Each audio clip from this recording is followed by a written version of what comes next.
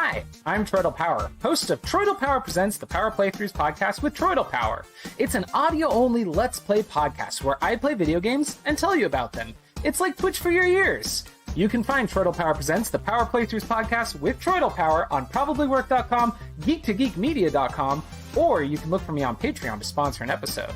Troidal Power Presents the Power Playthroughs podcast with Troidal Power. Let's play video games.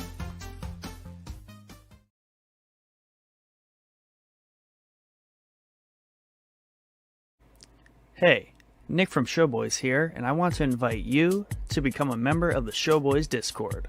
Our Discord is the one-stop shop for all things Showboys, from announcements to fun conversations, and of course, memes. Come get to know the Showboys staff and our growing community of pop culture fanatics. We have something for just about anyone.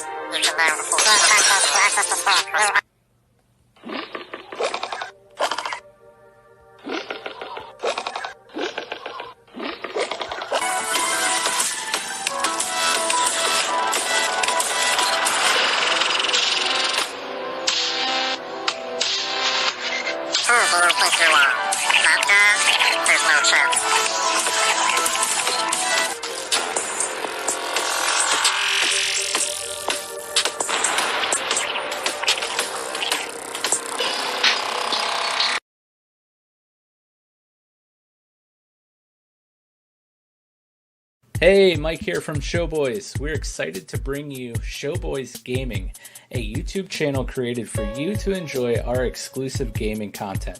Anything from live streams to gaming videos will be found here. Go subscribe now so you don't miss out on any Showboys gaming content.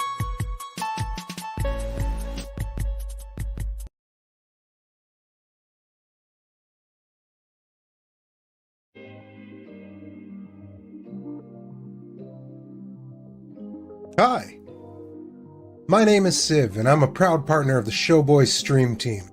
I'm what you call a variety streamer. What that means is I play a bunch of different styles of games, from platformers and shooters to fighters and survival horror. We rarely play the same games twice, and it's normally a game I don't know anything about. What this means for you is fresh and interesting content, live on the regular. And if you're the kind of person who prefers to watch at their leisure, we have a YouTube channel where we upload content daily. I mean, with so many options, why haven't you joined the civilization yet?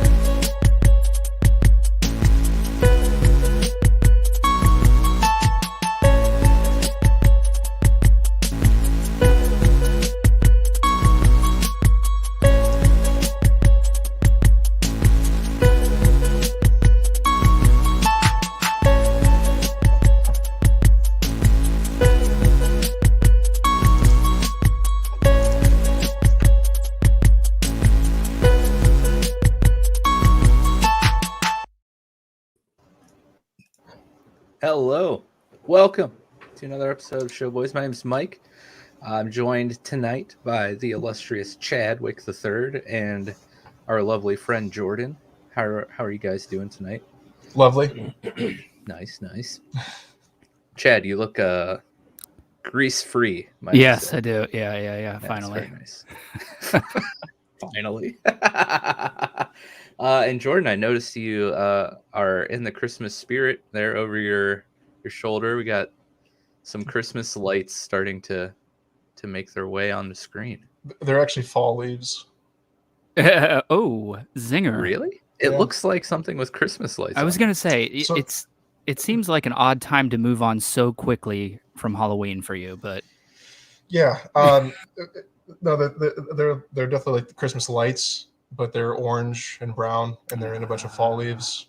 Mm. And You know- it looks like chaos. It actually, if you're here, it's like a nice little strand, but the angle right there looks like a bouquet of yeah. chaos. Chicken feathers is what it looks like. Fiery chaos. Yeah, he's just lighting up Well. chicken feathers back there. What gave it away? Oh man, we got comments already, guys. We got to start off the show with our traditional underfunded yo. It's not a Showboys episode if we don't have that yo in there. But yeah, here we are. We got another What's Playing episode for you guys tonight. Really excited about this one. As we're talking about something that's very near and dear to my heart that probably nobody else cares about. Definitely Nick doesn't care about. That's why he's not here. He was like, Mike, you're an idiot. I hate you and this topic, so I'm not even going to show up tonight. So yeah, he's abandoned us, but you know, I still love him. It's okay. But we will be diving into the competitive world of esports and kind of the rise of the popularity of esports and how it's kind of, I mean, it hasn't quite hit mainstream yet, but it's inching ever closer as each year passes.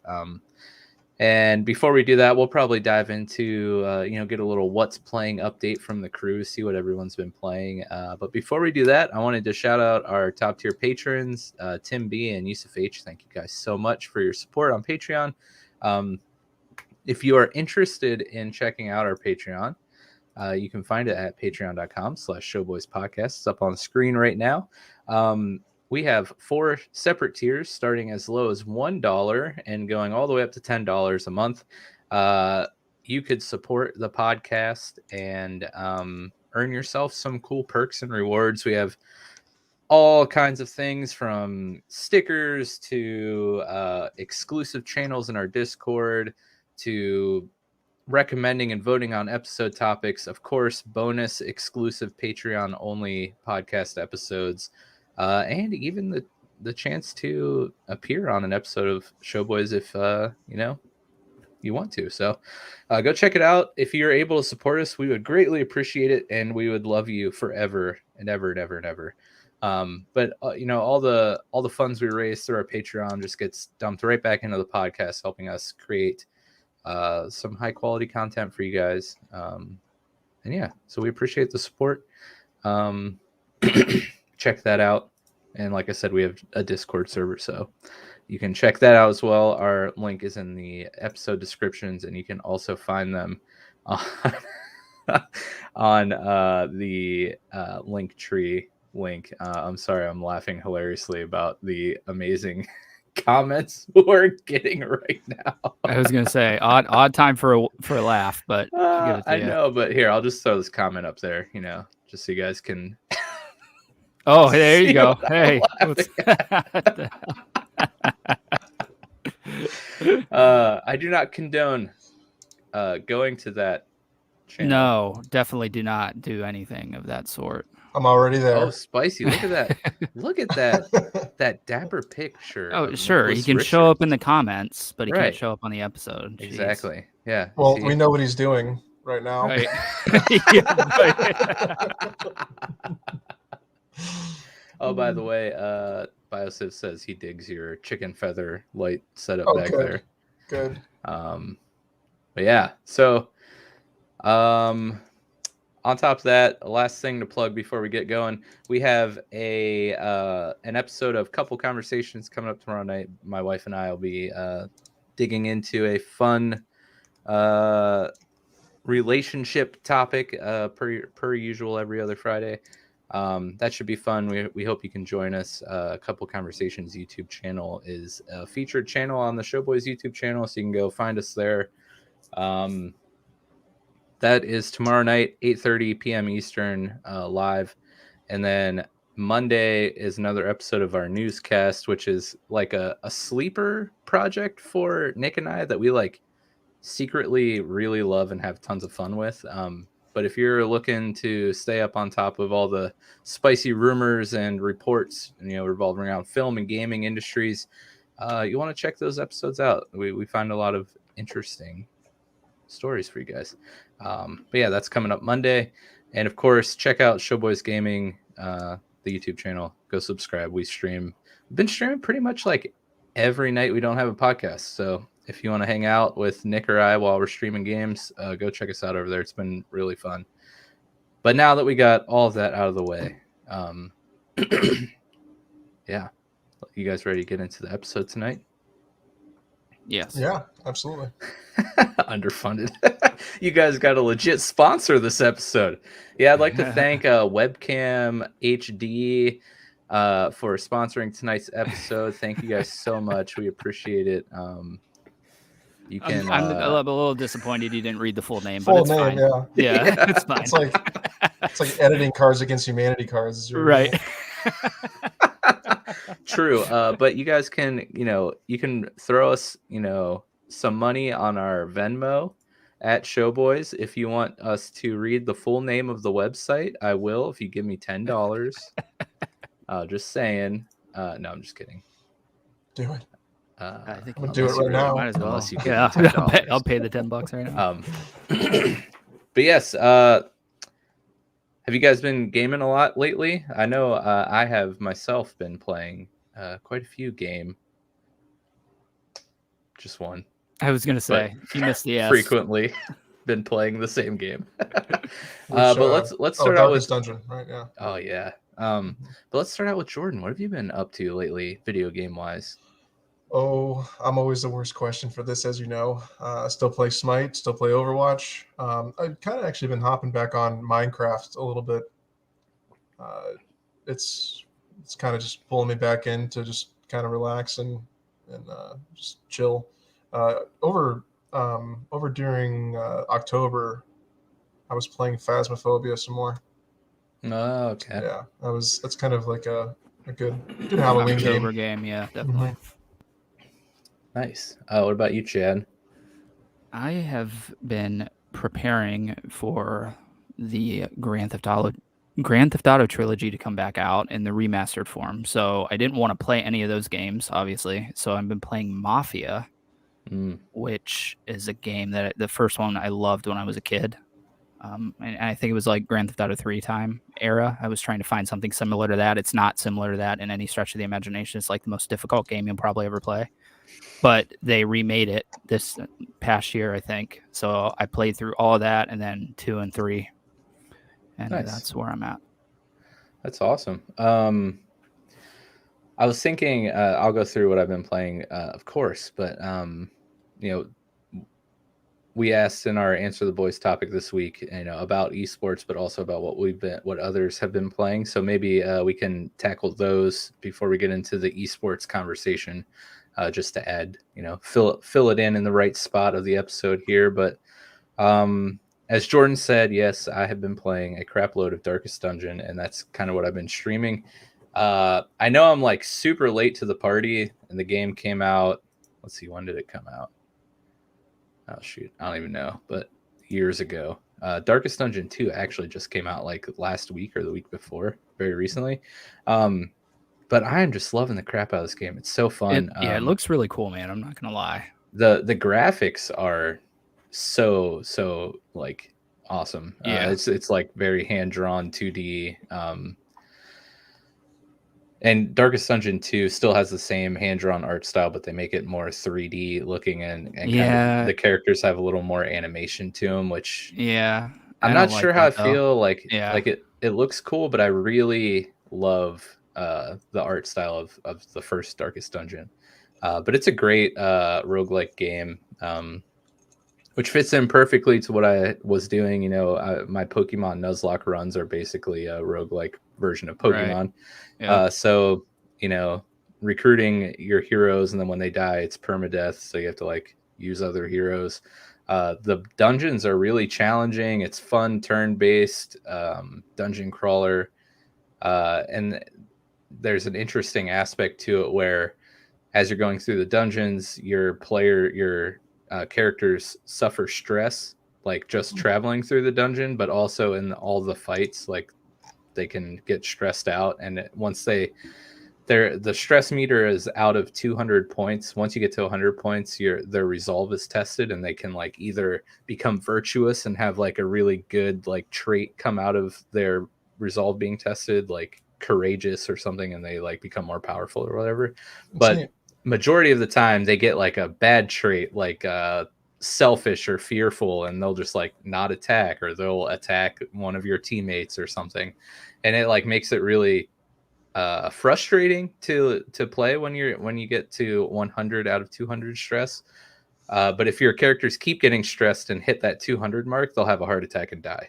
So it's like, oh wow, yeah, it's a very interesting mechanic. So not only are you like managing just the damage from all of your fights and trying to stay alive that way, like you have to manage your stress level too. And it's really fun. It's really stressful. It's very tense. And to go along with my playthrough, I have named every character that I've recruited after someone in our Discord, just to like bring me more pain. So when somebody dies, oh yeah, because they're dead forever, right? Yeah, it's one of you guys. Yeah. So if you're in our Discord and you've seen me posting in the streams channel, that's what it is. Every character I recruit, I name after one of you in Discord, and then when you die, I post a little memorial, and it's like it's so fun. And I've been only really playing it while streaming, so like having people hang out while I'm going through this has been a blast. Other than that, that's been most of my time. I had still been tinkering around with Timberborn as like a cool chill thing, but really most of my time has been in Darkest Dungeon. I had to shout out our buddy Underfunded. He finally hit master rank in Pokemon Unite, and that was really cool. I've been playing a few games here or there with him on Unite, but ever since I hit master on Unite, I kind of have chilled out on that game. But yeah, I'm real close to beating Darkest Dungeon. I think next up I'll be playing and streaming the Resident Evil 2 remake, which I'm kind of pumped about. I picked up XCOM 2, because I'm in this whole Darkest Dungeon turn-based roguelike stuff, permadeath thing. But yeah, I don't know. This time of year is always a big game playing time for me, and it's exciting because I'm not playing League of Legends exclusively. I'm finally I've broken that addiction, and now I'm back to playing a bunch of other fun games, and it's been really, really fun. Yeah, you should get like on Fire Emblem 3 Houses for the Switch if you like the permadeath stuff. Fire Emblem 3000? 3 Houses. Oh, that makes more sense. It sounds like futuristic fantasy. Yes. Oh yeah, Fire Emblem 3000. I might have said 3000, but I meant 3 Houses. I guarantee you said houses. I'm just you just The thing that makes me sad about Darkest Dungeon though is I'm playing it on Steam, and I picked it up for like $3 when it was on like a super sale like a couple months ago. But I realized it's on the Switch like 2 weeks ago. Oh man, and that would be a perfect Switch game. Perfect Switch game, yeah. So maybe whenever I get around to picking up 2, which I'll probably wait for a sale. Right now I think it's exclusive to the Epic Games Store, but I'm sure it will go to Steam and Switch. And none of these studios ever make it so you can like transfer saves between consoles, so you could like just pay. It's so annoying. It's so annoying. Yeah. I don't know what the holdup is. I'm sure there's some sort of major issue with it, but for the same game, like I can't think of any that let you do that. To be honest. So like Pokemon Unite has cross save between Switch and mobile. Yeah. So like there's some games cross-play games will generally have the cross save, the cross-play multiplayers. Yeah, I mean, I would totally rebuy Darkest Dungeon on Switch if I could do the cross save stuff and pick up my game on there, because that's like would be ideal for the Switch, and I'm definitely, sad but not worth restarting. Yeah, no, definitely not. Because I'm like, I have 3 bosses left, and then to go. Then the next part is to go through the estate, which is like the really, really hard dungeons. So I'm like real close to beating the game. So I definitely don't want to start over right now. Right. Yeah. But yeah, let's go through Discord here and see what everyone else has been playing. We have Biosiv chiming in. He said he's been playing The Evil Within 2 and just started Detroit Become Human. I'm loving Detroit, amazing and intense. I follow a few games. We'll get to the esports part next. Pixel Nick, the one and only, he says, I've been playing No Man's Sky on PS5 quite a bit Yes. recently as my relaxing getaway nightcap. Very calm but exciting game. About to really get out there and explore, having settled a modest base. Been watching this giga boring but informational YouTube channel about various histories of ancient cultures. This is not surprising to me. So that has prompted me to dabble in some Age of Empires 1 and 2 definitive editions. I must say, as far as facelifts go on games, Age of Empires 1 takes the cake. Much more refreshing than 2 and has that simple yet fun gameplay. The binary nature of older games is a lost art in RTS. Swordsman beats Axeman, Longbow beats Archer. Such a great game. Purchased Hearts of Iron 4, 50% off Steam sale. And looking to tear into that when I have a 2 to 4 hour window to learn. Risk-style Paradox 4X game spanning the world's nations as of 1936 Earth, and you pick any nation and run it forward. Civilization 6 as a generate content for Showboys Gaming Channel. And the occasional pop in on, this is a really long comment, by the way. Yeah. And the occasional pop in on Valheim and Ghost of Tsushima, of course. And then a shameless plug at the end. Sign up to be a Showboys patron and peep the exclusive episode where Chad and I break down Ghost of Tsushima, both the good and not so good, and the hopes for the series, which I must recommend you do that because I heard that episode's pretty fire. Yeah, it was definitely fun to record for sure. Kaylee Kane from Discord says currently playing Minecraft for relaxation and content, Baldur's Gate for content, and that's about it. And then Jordan, of course, says we love playing Age of Empires 2. So It's true. And you say you want to get back into the first StarCraft, huh? I do. I've been. Yeah. It comes in waves. Yeah, feeling the RTS itch A little lately. bit. A little bit. I was never very good at Age of Empires because there's a lot of managing it to do between the walls and the resources and everything. Yeah. StarCraft has this is a Blizzard style, streamlined version of that, and but I still love playing Age of Empires 2. Just mass produce hoplites and not hoplites, but just spearmen and throw them out. Yeah, that's one thing Blizzard is hoplites. Yeah, has always excelled at is like taking a genre and just streamlining it. Yeah, for sure. For easy pickup. And then we have a bunch of comments coming up here. So if you guys have anything to say, just let me know. Interrupt me. But we'll go through these comments here. Biosiv says, Jordan, sorry, I never picked up Phasmophobia. Blew my money on consoles and couldn't afford games. He did just buy like an Xbox Series S. Is that the digital one? S is digital. Yeah, it's the digital. Yeah, he bought the digital one and then he bought a PS5. Must be nice, bro. Oh, he did. Wow. Yeah. So excited about that. He struck it on Shiba, and then instead of investing his money, well, I mean, I guess he did invest. That is investing back into his content creation. Underfunded Scientist says Farmville 3 came out on Android yesterday. I'm ranked 6 in the world. Little farmer over there. Jesus. Maybe the day before yesterday. Can't remember. Biosiv says, if you haven't seen Mike play Darkest Dungeon, you need to. It's very entertaining. Well, thank you. Probably is entertaining watching me rip my hair out whenever my best heroes die, which happened a couple nights ago. Chester, cough. Yeah, Rip Jordan died pretty soon, and it was tragic because he was very strong. Biosiv then says, Fire Emblem is an amazing series, and their value skyrockets after they were released. Yeah, definitely. And then, of course, I can't pass up a compliment from the almighty Nick. Good job. That's rare. Yeah, that's rare that you get that. Yeah, because he's always You gotta throw that berating up there. me, putting Live me it up. down. Berating you, yeah. Yep. Yeah, man. So thought it'd be fun to take a dive into the rise of esports and current entertainment culture these days. Mainly because right now one of the biggest esports tournaments in the world is taking place, and that is League of Legends World Championships. We are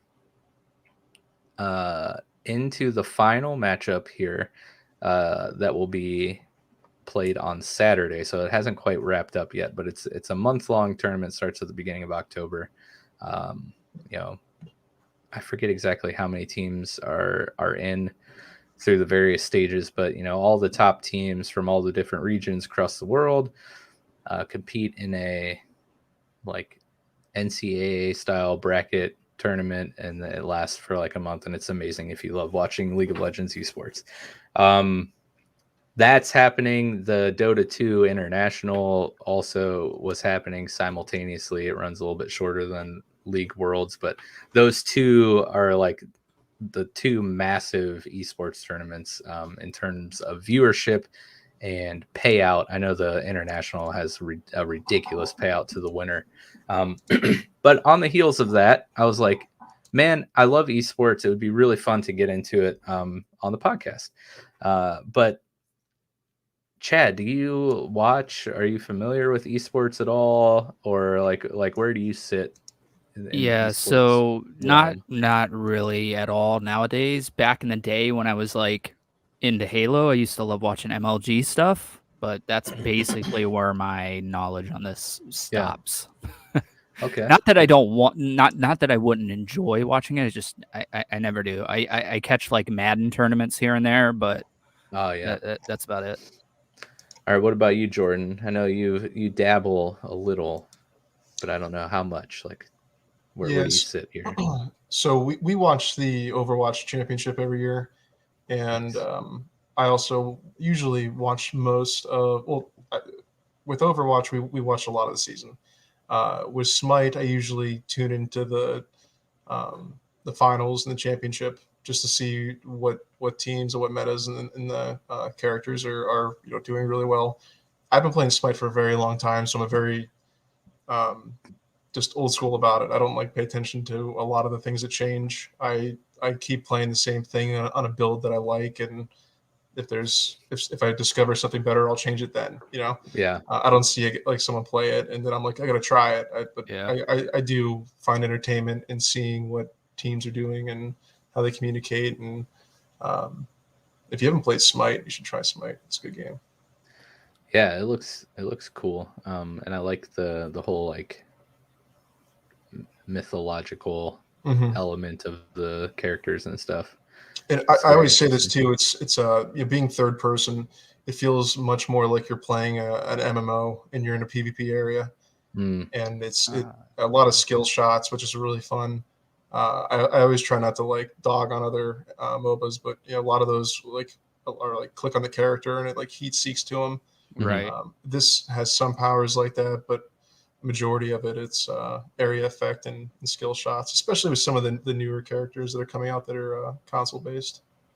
Oh, nice. Yeah, the only third-person MOBA I ever messed around with, I think it was called Paragon. Yeah, Was that one that Yeah. it was short-lived? yeah. Epic abandoned that one to Yeah. just focus on Fortnite and Yeah. It was really interesting playing from that perspective after playing like League of Legends for so long, and that really being my entry into MOBAs, and then like the one that I played for several years, and then I tried the third person and I was like, this is a very different, not a bad way, but it just took like a while to get used to like the point of view and like yeah. the movement of the character. It was very interesting. Yeah, the first MOBA I ever played was one called Heroes of New Earth. I don't know if you've ever played that before, or anyone listening has played it before, but it was based in a world a game called Savage. There's Savage 1 and Savage 2. Those two games were basically like there's one person who's kind of the command of everybody, has a sky view, and everyone else is playing like a first person, like it's almost like a Conan the Barbarian style. There's base build. And all that, Ah. but they took that whole world and made a MOBA out of it with expanded stories and new characters, and it's played from the top down. So I never got used to playing other MOBAs competitively. Smite's really the first one I got into actually playing competitive. And so when I go to other MOBAs, I'm like, oh, this is really different, which is crazy because that's how they all are, Right. Right. Yeah. Complete inverted. Yeah. Yeah, it's interesting. We talk a lot about MOBAs in the esports space, but just about every game has some sort of professional presence. I mean, Hearthstone has a professional presence. We have, of course, like Super Smash.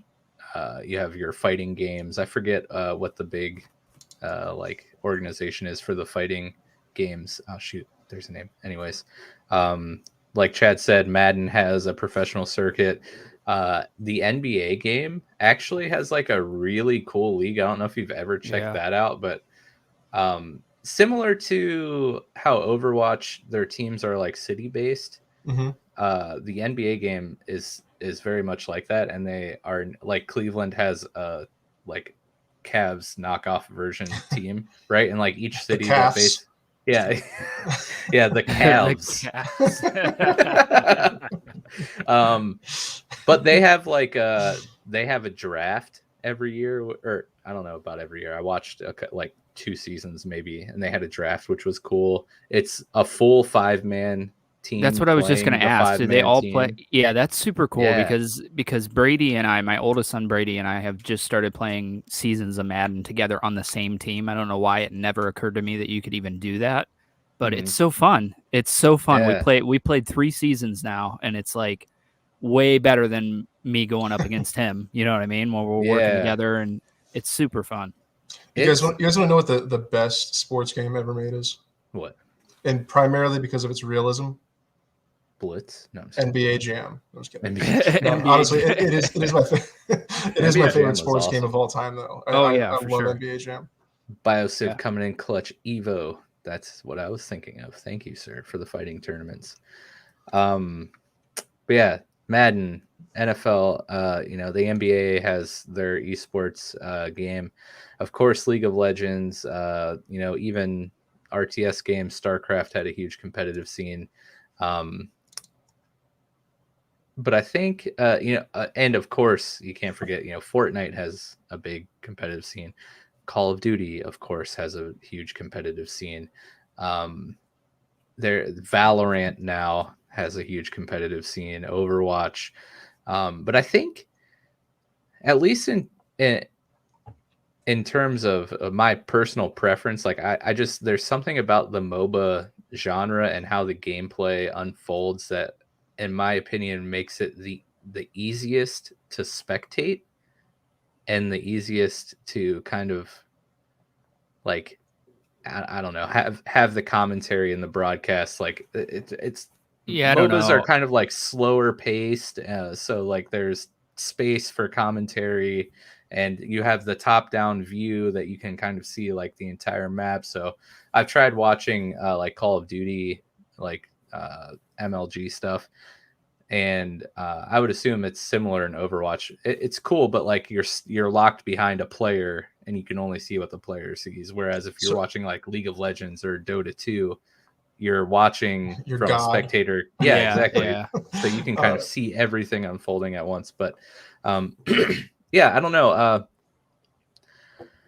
Yeah, I probably have to disagree with you on that, just because I think you get that vibe from it because you play those games. If I go watch that right now, I'm not really going to have a clue what's going on outside of what they're telling me. You know what I mean? That's true. Whereas Call of Duty, you're just going in, when people are dying and people are getting points, what's happening. That's a very pretty valid simple point. Yeah. So I'm going to jump in between like both of those points here real quick.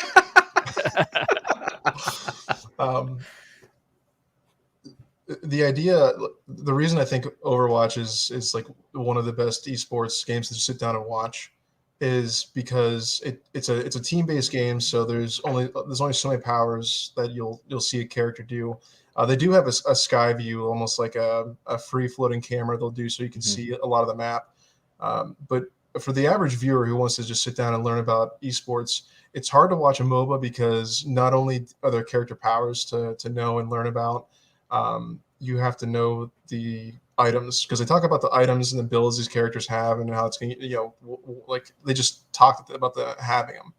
But as an average viewer, you have no idea what they're doing. Right. So Overwatch kind of has the just simplistic. There's no items. They're just unique characters playing their class roles. And I do agree though with the Call of Duty. Just it's simpler. You can sit down and you see someone kill somebody. So Overwatch has that, but the Call of Duty gameplay it feels a little bit in fast forward.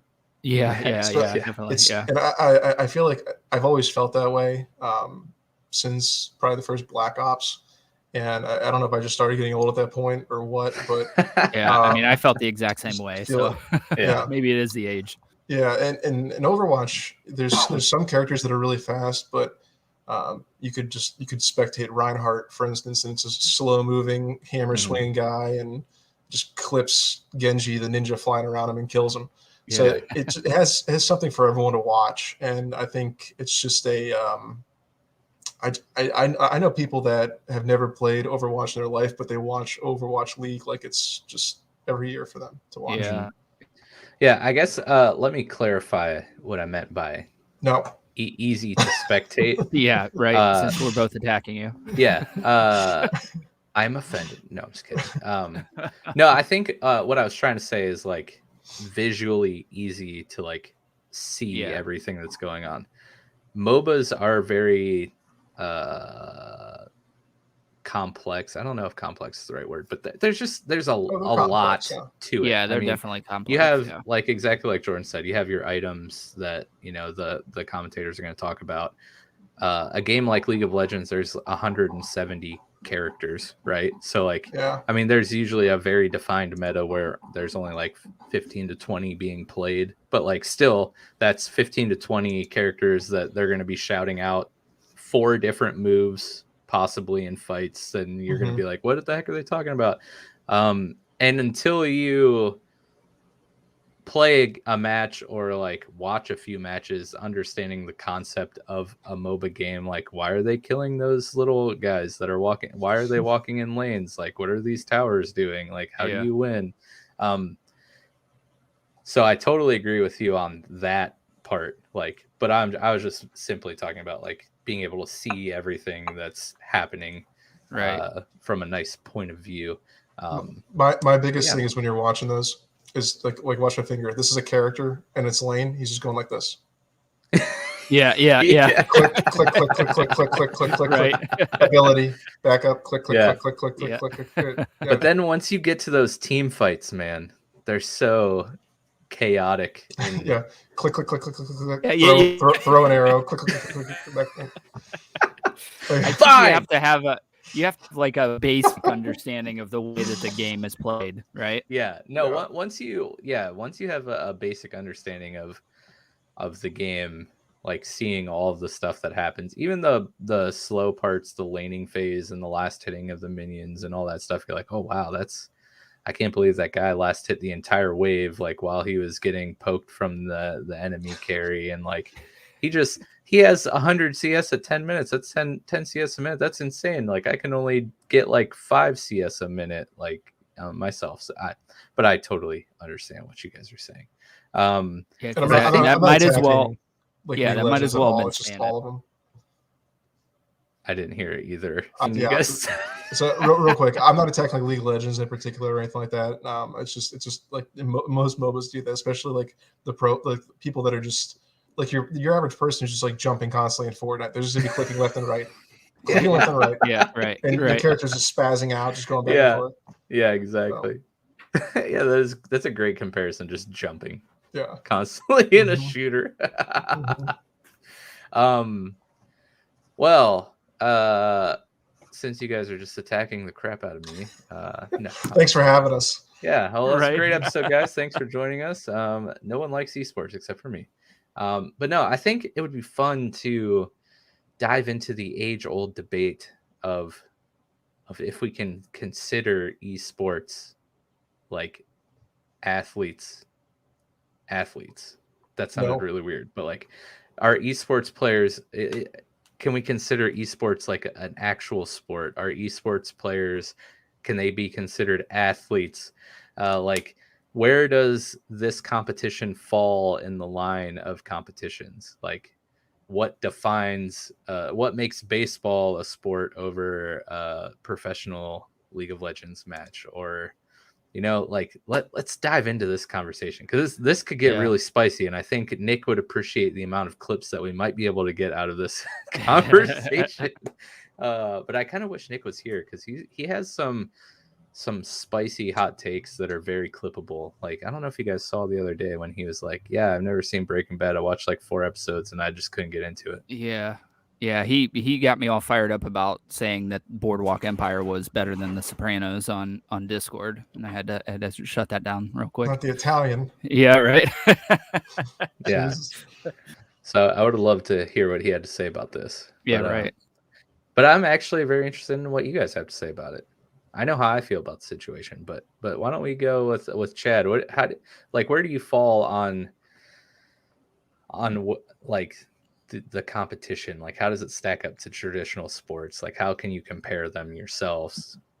Yeah, I mean, I feel like this is something that I've somewhat defended over the course of my life, where people say that, why would you ever watch somebody play a video game? Just go play the video game yourself. But then they sit down and watch somebody play football or watch somebody play baseball, which is a game that they could go play themselves. So I wouldn't say that they're athletes. I wouldn't go that far by any stretch. But I know that probably all three of us would agree that a lot of the people that are in those competitions are doing stuff that we can't go out and do, right? Would you agree with that? Oh, yes. Yeah, at least to that level, for sure. Yeah. Right. Yeah.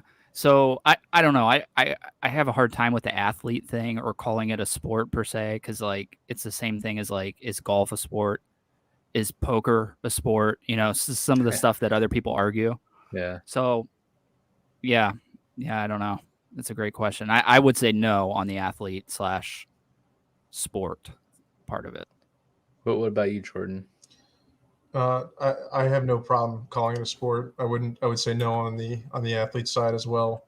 I think it's pretty.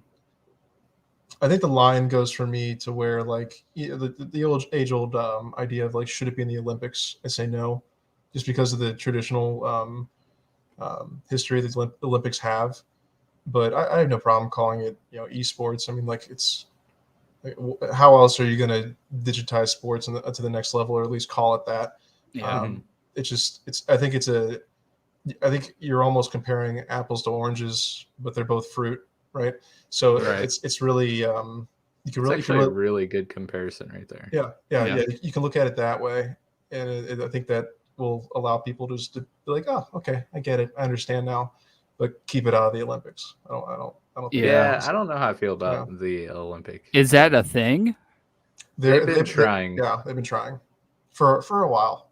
Yeah, I mean, there's some obscure things in the Olympics, so I don't think it's as out of place as you might think it is. If you look at the game list of the Olympics, there's some odd stuff in there, like air pistol shooting. Random. I was just gonna say, there's some really weird things, and they're probably like, why is this here? Did anyone even approve this? Oh, we can't get cameras down there. Just keep it going. We'll air it. I love it. If we just look at the definition of sport, right? An activity involving physical exertion and skill in which an individual or team competes against another or others for entertainment. And it lines up there pretty much, right? You come down to how you would view physical exertion, right? Like, but that's only one step of all the other things that you just said, which gaming ticks all the other ones. So I don't know that it's even that important, right? Yeah, it's more. There's a lot of mental exertion that goes into it, right? Yeah. So I mean, I guess. Yeah, do you know how fast you have to move your fingers to be able to move left and right, like Jordan loves in the laning phase? To have that spazzing character movement. No, I'm just kidding. My right index finger has a 6-pack. Yeah, it's like much. Your index and middle finger on your right hand are much fatter than the other fingers on your right hand. I think it. I'll change my opinion on the sport thing just because I think that, like, even like I said earlier, I think a lot of people consider poker a sport. It's just any game that's being played for entertainment purposes, I guess, to me is a sport. It doesn't have to be a physical exertion that you're doing, right? Yeah. Like Biosiv says here, Olympic Committee considers chess a sport. You Yeah, don't have to be an athlete to compete in a sport, which is good, very valid point. And for me, it's just like a sport is defined by a competition to victory, right? Yeah. Whether it's an individual or a team competing against another individual or a team in some sort of game in which there will be a winner and a loser. Right. Like, that is a sport to me. And then Yeah. when you add in playing for an audience for entertainment purposes, like it can't get much clearer. Yeah, it's definitely a sport. I would never argue that. I mean, esports are even played in like stadiums at this point, auditoriums at least, and you have excited fans wearing merchandise representing those teams, and they're cheering them on zealously. It definitely has all the ingredients of what sports would have. It's just how far do you take that? Like, I understand the Olympics sees chess as a sport, but you don't want to upset those nerds at all. I'm actually or the air pistols. I mean, you get shot. Well, you don't want to. What's that Put like? The rifle. Man, some of their stances are really cool though. Have you ever watched any of the Olympic air pistol stuff? They get really deep in their stances. Yeah, it's really cool. My favorite obscure Olympic sport is definitely curling. Like, I can watch that all day. That's funny because a guy that I work with is like semi-obsessed with that, and I was watching it with one day, and I was like, man, this is actually, I'm kind of getting into this a little bit. It gets intense. Like, it does. And they're like yelling at the sweeper dude to like stop or go, and then they're furiously sweeping, like, or whatever they're doing. But yeah, I'm actually really sad because I do own a couple articles of Cloud9 clothing, and one of which is a jersey from a couple years ago, and I totally was going to wear it tonight. I was going to say, totally dropped the ball on that one, didn't you? I know. But yes, I have quite a bit of Cloud9 merchandise, which Cloud9 is an esports organization, and my favorite team in the League of Legends pro scene. But yeah, like Jordan was saying, like I don't follow many of the other esports very closely, but I've been following the League of Legends pro scene for pretty much my oldest daughter's entire life, and she's 6 years. So I'm like 6 years deep on watching the LCS, and so naturally I have a favorite team. I have a team I despise. I've wanted so badly to attend a live event, but they play, well, obviously COVID's been going on, so they haven't really been playing live events in front of live audiences, but their regular season, at least for North America, is played in Riot's studio in Los Angeles in front of a live audience every weekend. All their matches, they have live play-by-play commentary during the matches. They have like pre-game show, like your typical NFL Sunday morning, like on Fox or whatever, with Terry and the crew breaking down all the games before they start. Well, they have an analyst desk breaking down all the matches before the matches start for the day. They have analysts break down games in between games, and then they have like post-game stuff with analysts. And it's just like, you look at the presentation and the broadcast of Pro League, and you compare it to football or baseball, and it's, man, you say the word analyst so bizarre. It's like literally I couldn't help it. I'm sorry. We have all these analysts, and they're just, that's how you say it. That's how you say it. I know you tried to say it like on purpose there, but that's how you were saying it the whole time. And Jordan just kept lifting his eyebrow every time you said it. I was like, can't take this guy anywhere, or me apparently. But yeah, I thought it was a one-shot thing, and I thought it was too. Yeah. Then the second one came, and I was like, oh, okay, Yep. that's just how he says it. Yep. Just say it weird, apparently. For the third time, I'm just like, Yep, there it is. Yeah. It's Underfun has got it right. The sponsors got in my brain here and totally affected my speech. I'm so sorry. it was your Curse message. you. You are the sponsor. Oh, that was actually me that posted that link from my other account. Knew it. But when you look at the broadcast, the presentation of a pro league Saturday or Sunday, it's very much like watching a Sunday NFL day, or tuning into a baseball game or a basketball game, and it's very cool. And I think that's why I know Overwatch it does a similar thing, because a few of the casters from League moved over to Overwatch. Okay. But like some of the other games, Probably a bad career move right now. Yeah, probably not the greatest. But yeah, like Jordan was saying, the league finals for summer and spring seasons are played in basketball arenas, and they sell out the arena. Like they've played in Madison Square Garden and the Staples Center and sell it out, and it's packed full of people watching the match live up on the big screen in the center of the court, or they put up big screens so you can see the gameplay. And it's nuts. Like when players make good plays, like the crowd goes wild. And I bet. It's so cool. I've wanted to go to a live match so bad, but the closest they've come to our area was Detroit a couple years ago, and I couldn't find anyone to go with me. It's because it was Detroit. Not planned. Right. Never planned. That's funny. But yeah, I don't know where I was going with that huge rant, but yeah, I think that shuts the naysayers up on if it's a sport or not, really, just by the fact that they're selling out these huge arenas and they have a following. I think it's only going to get bigger, and it's not. I got to be honest, it's not going to shock me at all if it's put in the Olympics in the next 2 Olympics. I would say if they have it. It won't shock me either, for whatever that's worth. And looking at the air pistol stuff, it looks like they're firing like flintlock pistols. Yeah, right. Yeah. I was just imagining no pistol, and they were just like, you play air guitar, and they're just like air pistoling. You're like, pew pew pew, I got a bullseye. I win.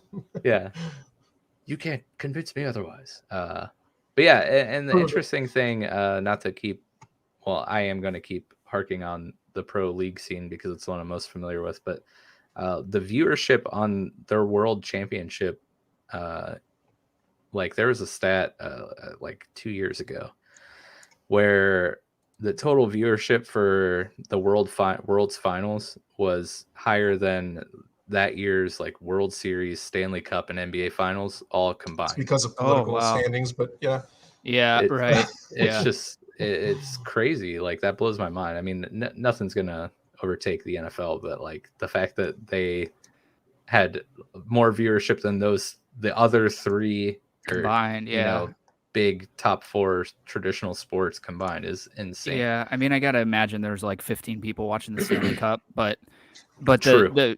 the other thing with the Super Bowl, how close is it to the Super Bowl? I don't know, probably not very close. Because you gotta think that a lot of people that are watching the Super Bowl really aren't watching the Super Bowl. You know what I mean? It's either on in the background, they're there for the commercials, they're just watching it because there's nothing else on TV. There's probably a 70% of people that maybe are watching it for the game, maybe even less than that. But I'd be curious to how close it is to the Super Bowl. But just the fact that all 3 of those combined, now the Stanley Cup you could have probably thrown out of there. Like I said, there's probably not that many people. Right. Like nobody watches hockey that I know. So there's currently more people viewing our episode right now than watch the Stanley. Probably true. Probably true. I'm making every Canadian and hockey fan mad right now simultaneously. Here's another problem too with making it like in the Olympics. Let's say Overwatch somehow makes it in the Olympics. If it happened, these teams would be playing like probably multiple games or something like that. But because otherwise it'd be like an Olympic sports for Overwatch or League of Legends, which honestly is probably a big problem they have with migrating it in. Right. But when you watch the Overwatch League, it's I mean, maybe I'm crazy, but it's like 87% Asians. You know what I'm saying? You're not crazy. Yeah. Um, It's like that in League. yeah, yeah. So it's to see that, you know, in the Olympics, it'd be super hard to like see like Germany with like a bunch of Right. Asians and Yeah. Brazil with a bunch of Asians. Yeah. Yeah. Yeah. I mean, good for them. It's Right. one of my favorite cultures in general. But Yeah, for sure. Me too. it doesn't. Yeah, I don't. It just wouldn't sit right with the Olympics in some manner. Well, and plus, like, are you saying the Olympics don't like Asians, bro? No, I guess what I'm saying is they would win no matter what. They would win no matter what. Yeah, I mean that's what it's like in non-Olympics anyway. So, but I think the other thing that in my mind detracts esports from being viable in the Olympics is just the fact that they're so fluid in like patches, and like the game literally changes very frequently. And like the game of basketball doesn't change. Yeah. Curling, it doesn't change. Your downhill skiing like has been the same for hundreds of years. The Greco wrestling or weightlifting stuff, like those don't change. But like League of Legends, just throughout a single year, changes, 4 or 5 times significantly, either in like character updates or like actual gameplay changes to the map and stuff like that. So honestly, like real world sports are experiencing one of the biggest patches of all time, and it's leading to one of the greatest imbalances of all time as well. It's called gender politics. Yeah. But it's leading to I mean, especially in MMAs and fighting and everything, it's one of the greatest imbalance patches of all time. Yeah. Right. Something is extremely OP. They needs nerfed bad. Yeah, I think that I wouldn't see why that would be a holdup though, because that's like the equivalent of changing the ski course every year. The ski course isn't the exact same every year. Just the way that they're skiing is exactly the same. So I don't know why that would be a hang up. The hang up for me would be, what game would you put in the Olympics? Because you're not going to get them all in there. You know what I mean? And there are so many. Right. Exactly. There would almost have to be a game developed specifically for the Olympics. Yeah. You know? I could see that. And then like that would have to, I feel like would have to be the constant, right? You pick a game and then that's the Olympic game. That's the Olympic game, right? Instead of like one year we're competing in League of Legends, the next year we're competing in Halo, the next year we're competing in StarCraft, or like, you know what I mean? Like pick the same. But this is an interesting rabbit hole for sure. The whole Olympic discussion. It's a very good one. Underfunded says Clash Royale meets the criteria to be an Olympic event. To be an Olympic event, a game has to have so many players on so many different continents. That's a very valid point too. Yeah, I don't know. There's so much in the air about esports just in general, let alone throwing it into something as crazy as the Olympics here. And then Underfunded also says it should be like regular physical games. Just if a game meets the criteria, it should be. Good point.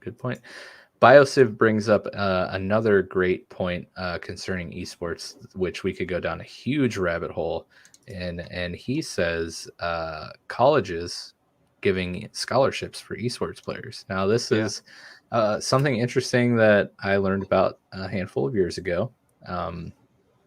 There is a collegiate League of Legends scene.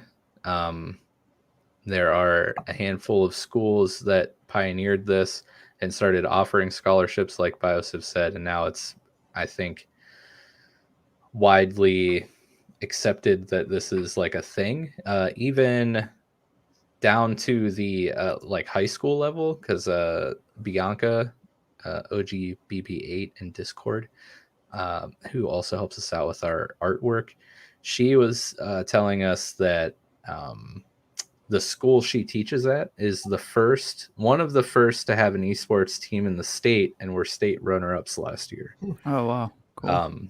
So it's even bleeding down into high school, which is kind of neat. But Yeah, that's why I say I think we're like at the forefront where it's just Mhm. it's gonna take off even more than it is now, because especially with that, I mean, colleges are doing it like because there's money to be made there somewhere, you know? Yeah. They do have like a collegiate tournament that's pretty huge. Like even bigger schools are starting to adopt this. Like a lot of Big Ten schools, Ohio State, Maryland, like they have teams, Michigan State, Oh, wow. and they play in like a tournament. And then again, since I'm only like super familiar with League, um, they have like a quote unquote like minor league system. Like each North American pro team has an amateur team, and each year they have a thing called scouting grounds where 20 players get invited to this. Amateur players or collegiate players, they play in like a couple week long tournament with coaches from the LCS, and then at the end there's a draft and players get picked, and then they get put into the organization's system and like work their Oh, way wow. up. Yeah. It's very, very interesting, and there's a whole other conversation to move on to from that about how close an organization like League of Legends is ran to traditional sports in terms of player contracts, off seasons, trades, minor league teams, drafts, all that stuff. But yeah, it's just, I think our generation being so interested in and entertained by video games and growing up on video games, just making the video game industry as a whole, as large as it is, has kind of paved the way for a competitive scene to pop out of that, right? Yeah, yeah. Yeah, And definitely. it's so cool to see like just another avenue people can compete and potentially make a lot of money doing something that they love to do, which I'm Right. kind of sad that I'm like 5 to 8 years too old to have Yeah, tried yeah, to do this, but yeah. Yeah, it's cool, especially now that high schools are jumping on board with that. There was a show, I don't know if you guys have ever watched, let me think of the name of it. is it It's this show? Video Game High School. Yeah, yeah, yeah. It's Yeah, so great. I it's love so that. fantastic. It's like the cheesiest, greatest thing ever. Yeah. I loved every minute of it. But I could see that being like a thing here in 15, 20 years, you know, Yeah. where they're, I mean, maybe not to the level that they do it there, where they're having like FPS classes and stuff, Dude, where I you're like love learning different it. Is tactics and have you stuff. seen this, But Jordan? Have you No, I seen have video game? not. Oh, oh man, dude, it's it's great. so good. You gotta check it out. And it's not very long, so like you could watch the first season in one sitting. Oh, for And sure. I know It, there's 2 seasons. There might be 3. I don't know. yeah, so It might also be on Netflix. yeah, it was on Netflix for a while. I don't Okay. think it is anymore. I That was think gonna you be my can, next question, where I can find it Yeah. at. yeah, I It think was it a was YouTube series, and then it got put right. on Netflix for a little bit. I think it started out originally as like just a web movie, and then it's Yeah. transitioned into a two-part. I think there's only 2 seasons of it, Yeah, that makes but sense. I mean, I I don't know anything about it, but my money would be that that's going to be like a real thing. Dude, oh it yeah, it yeah, is so funny. And it's like it's pretty cheesy, but like in a good way. And they Mhm. like lean into the cheese. But it's great. But the basic premise is like video games are like how our traditional sports are. So um the people at school, it's a high school, obviously, Video Game High School. Instead of having like varsity and junior varsity like football teams, they have like a varsity FPS team and a junior varsity FPS team. Hmm. The main character ends up getting recruited to go to the school and play on the team, and it's like his journey onto making it onto varsity and taking down like the jock yeah, douchebag. yeah. It is so funny. It is. But like It is. all their classes are like exactly like Chad said. There's like an FPS class, a fighter class, and they Yeah. just go to high school, and everything is just about video games. It's so Yeah, funny. it's really fun. I think you could probably find the entire thing on YouTube, to be Yeah. honest with you. Yeah. Sounds like it. There's a good chance for that. Yeah, it was on Um, Netflix for the longest time, but it's not on there anymore. I just looked. So I think I just recently watched it on YouTube. And you Yeah. know, with the metaverse doing what they're trying to do, I mean, there's going to be digital real estate agents pretty soon. You know, selling digital land. Oh, for sure. Yeah. I've already seen some of the infancy companies start formulating the plans, and I think there's one official one right now that's actually doing it as well. It's crazy. Nice. Yeah, we'll definitely get into how crypto ties into esports and stuff, because I have some fun things to share with you, Jordan. I'm sure you probably already know, but um, in terms of, I just want to go over the similarities between like how leagues esports are ran when it's compared to the traditional sports. Like I already brought up how the teams kind of have like a minor league system that they use. League has their draft every year, but like some of the contracts, like let me tell you some of these contracts. Last year, my favorite team, Cloud9, bought out the contract of one of the best mid laners, which is one of the roles from Europe. His name was Perks. They bought his contract out from G2 Esports for like $10 million. And then, he came over, played for us. He's only making like 100, 120, probably. Hooney, who is a legendary former Korean top laner who's played in North America for several years. He's like a fan favorite. He signed a contract the other year, like 2 years ago, maybe, for $2.3 million to play with Dignitas. And that's just his contract to play with this team. That doesn't include his streaming sponsorships, the amount of money he just makes off his streams, not from his sponsorships.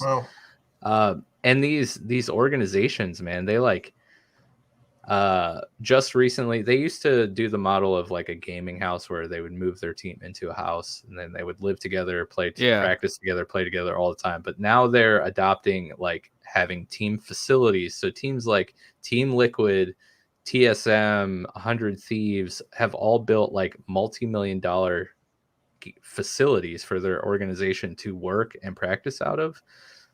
Where they go to the office every day, have their practices. They have like meeting rooms where they go over strategy and game plans, and like, it's just it's insane. We missed the boat, didn't we?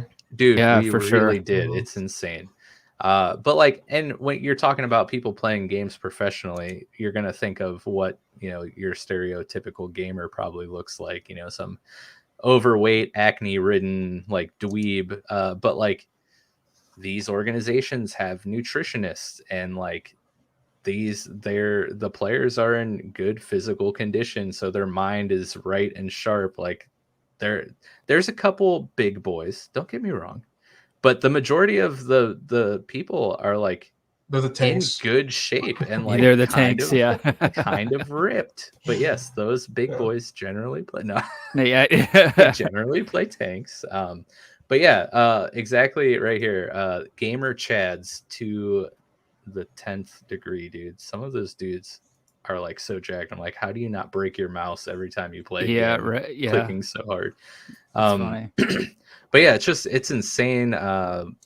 Like trades actually happen. There is an off season where my team is in the off season right now because they got knocked out of Worlds. So there's so many rumors floating around about like who we're going to drop, who we're going to pick up, all these different length contracts we might get into. It's just like it's very fun to follow, and I compare it directly to following like the Cleveland Browns and like, oh, who are they going to pick up in the off season? Who are they going to cut? They might trade so and so and beef up this other position. It's crazy. It is crazy that it's getting to that point for sure. And it's only going to get deeper than that, especially with the money to be made there. You know what I mean? And just that contract price is like crazy. I would have never thought that they'd be paying those kids that amount of money just for their contract. Insane. And like a lot of these organizations, when Pro League first started, they ran, what's the term? Relegation style. So like the bottom two teams at the end of every season would have to play in a tournament against the top two amateur teams, and whoever would win that tournament would play in the professional league. So like either the bottom two teams won and stayed and held their spot, or they lost and amateur teams moved up. So it's almost like a minor league, major league thing, except the whole team's moving up. I think some soccer leagues do that. I don't know. I'm not familiar with soccer, but maybe. But recently, a couple years ago, the North American League switched to franchising. So like all the teams are permanently there. It's the same 10 teams, but this allowed for big investors to not be afraid to invest in these teams because of the fear of being relegated and not getting return on your investment because the team, got relegated out of the league the following year. So the millions of dollars you dropped into it is now worthless. But the Golden State Warriors have a team ownership in a team, the Golden Guardians. Dan Gilbert, his investment group, has ownership in 100 Thieves, which Dan Gilbert is the owner of the Cleveland Cavaliers. The Philadelphia 76ers have ownership in, I believe it's Team Dignitas, or they did at one point. The Houston Rockets had ownership in a team called Clutch Gaming, but they ended up selling it off. But like, you see actual sports organizations, and I don't know what the link is, but the majority of which being NBA, people or teams investing in at least League of Legends organizations, which is really, really interesting. Yeah, definitely. Because they see it coming, I think. Yeah. Is why. But I'd be curious to see, like, 10 years from now, are people going to, like, forgo going to play college football because they want to play because the gaming side's paying more or something like that? You know what I mean? Because it's the same thing that the UFC kind of went through where, like, John Jones was the first guy who probably could have went and played football or basketball, but decided to come to MMA because prior to that, it was a bunch of fighters. You know what I mean? Not that saying that they weren't athletes, but they're not where they're at now. Like now we're seeing legit athletes that could have went and played any other sport. Now they're playing. Now they're going to fight. So it all depends on the stability that esports has in the future. Because I think as you age, you can keep your your strength and your ability to perform in physical games maybe better than video games. Some people might even play video games for like 3 or 4 different seasons, and they hit their peak during those 3 or 4 seasons, and they're out. So that's true. That's definitely a possibility. So I think it would depend on the stability of the entire scene and how it works with that. Yeah, and the money part of it probably. The money is a big part, and some people will forego an extra like $100,000 or $200,000 to not have a chance of their skull getting crushed on the right. Right. Yeah. So it's also a possibility, and so it's again, it's all about where it evolves. But those are all just little hurdles. Esports can all, again, it's like apples and oranges. They're all sports, but they're also they're all fruit. They can exist on their own. There could be like an esports Olympics and not even intrude on the normal Olympics. This stuff can coexist and be fine. And hell, you might even have people competing in both. Yeah. Right. Yeah. That would be very interesting. Man, there's money to be made in it being its own entity also. Yeah. Oh, for sure. Yeah. Once corporations realize this right now, whether they're private, obviously private corporations, private ownership, and actual corporations understand this now. There could be a point to when governments realize that there's a money to be made in this too, and just to have it represented like the Olympics. Yeah, I think I want government into my esports. Yeah, well, I think it's going to probably be like a generational thing too, because Absolutely. once our generation is in those higher positions, we're going to be a little bit more lenient to this because we grew up with it versus people that are in their 60s, 70s now can't understand why we want to play Super Mario Brothers anymore or Pong or whatever, So we'll be totally bitter and be like, no. Right. I didn't do it, so you don't get to do it. We'll be worse than this current one. Yeah. I wanted to mention to your point about like age and that's I had a point there too. When you get like mid-20s, maybe even late 20s, like you might as well be like 50 in trying to play in the NFL. Like it's very not common for that. I probably could have thought of a better word to use. Infrequent to see somebody that's like 27, 28 playing professional League of Legends. Yeah. Your like sweet spot is like 17 through like 22. Interesting. Yeah. I was gonna say, but even if I think about it, like just with my own, like I can't play shooters like I used to be able to. You know what I mean? Like I've trailed off now. Now maybe that's different because I didn't focus so much on that anymore. I don't focus on it anymore. But I'd be curious to see what the age cutoff for some of these gamers are. You know what I mean? It's a I always try to say like these kids are better than me. I outsmart them in gameplay, Yeah. and that'll only last for so long, obviously. Yeah. Underfunded with Mango playing Smash at 65. That dude's been playing Smash forever. Also, he's on Cloud 9, so there you go. Sounds like he's a very active sexual lifestyle at 65. Exactly, dude. Oh man. So how long has Overwatch been going? And when I started mentioning that, I was like, that question popped in my head. The game came out like 2016, 2017-ish, I believe. And maybe Chad can answer that directly for me. But the league's only been going for, I think, 3 years now, at least with high popularity. It's a very successful run for esports. This year was probably one of their most difficult because of all the things the company's going through. Why? I know. Yeah, but they're I pay attention sometimes on Twitch because you know how there's always like those games that are there for like a couple of years are always up in the top like 6 and they start drifting as new things come out or remasters that somehow just go to the top. Yeah. But the Overwatch is slowly coming down, and whenever they're doing the championship, and it's up there and it's active. And another thing I pay attention to also is how many bots are in the chat, how many spammers are in the chat. And there's different times when there are some, but it seems to be one of the cleaner chats that I see. It's not a bunch of like emoji pizzas going across saying by Doge. It's not a bunch of these. So, right. Exactly, I just love they didn't mess around. No, not straight to the point. Straight to the point with their name. Although I'm trying to it doesn't. I don't know if it makes a whole lot of sense. It doesn't. So, okay. I don't think the emojis were appropriate. I mean, the envelopes. Interesting. Yeah, that's the money that you're paying. I guess, but I mean, you could mob just put style like money in there. But, instead of an envelope.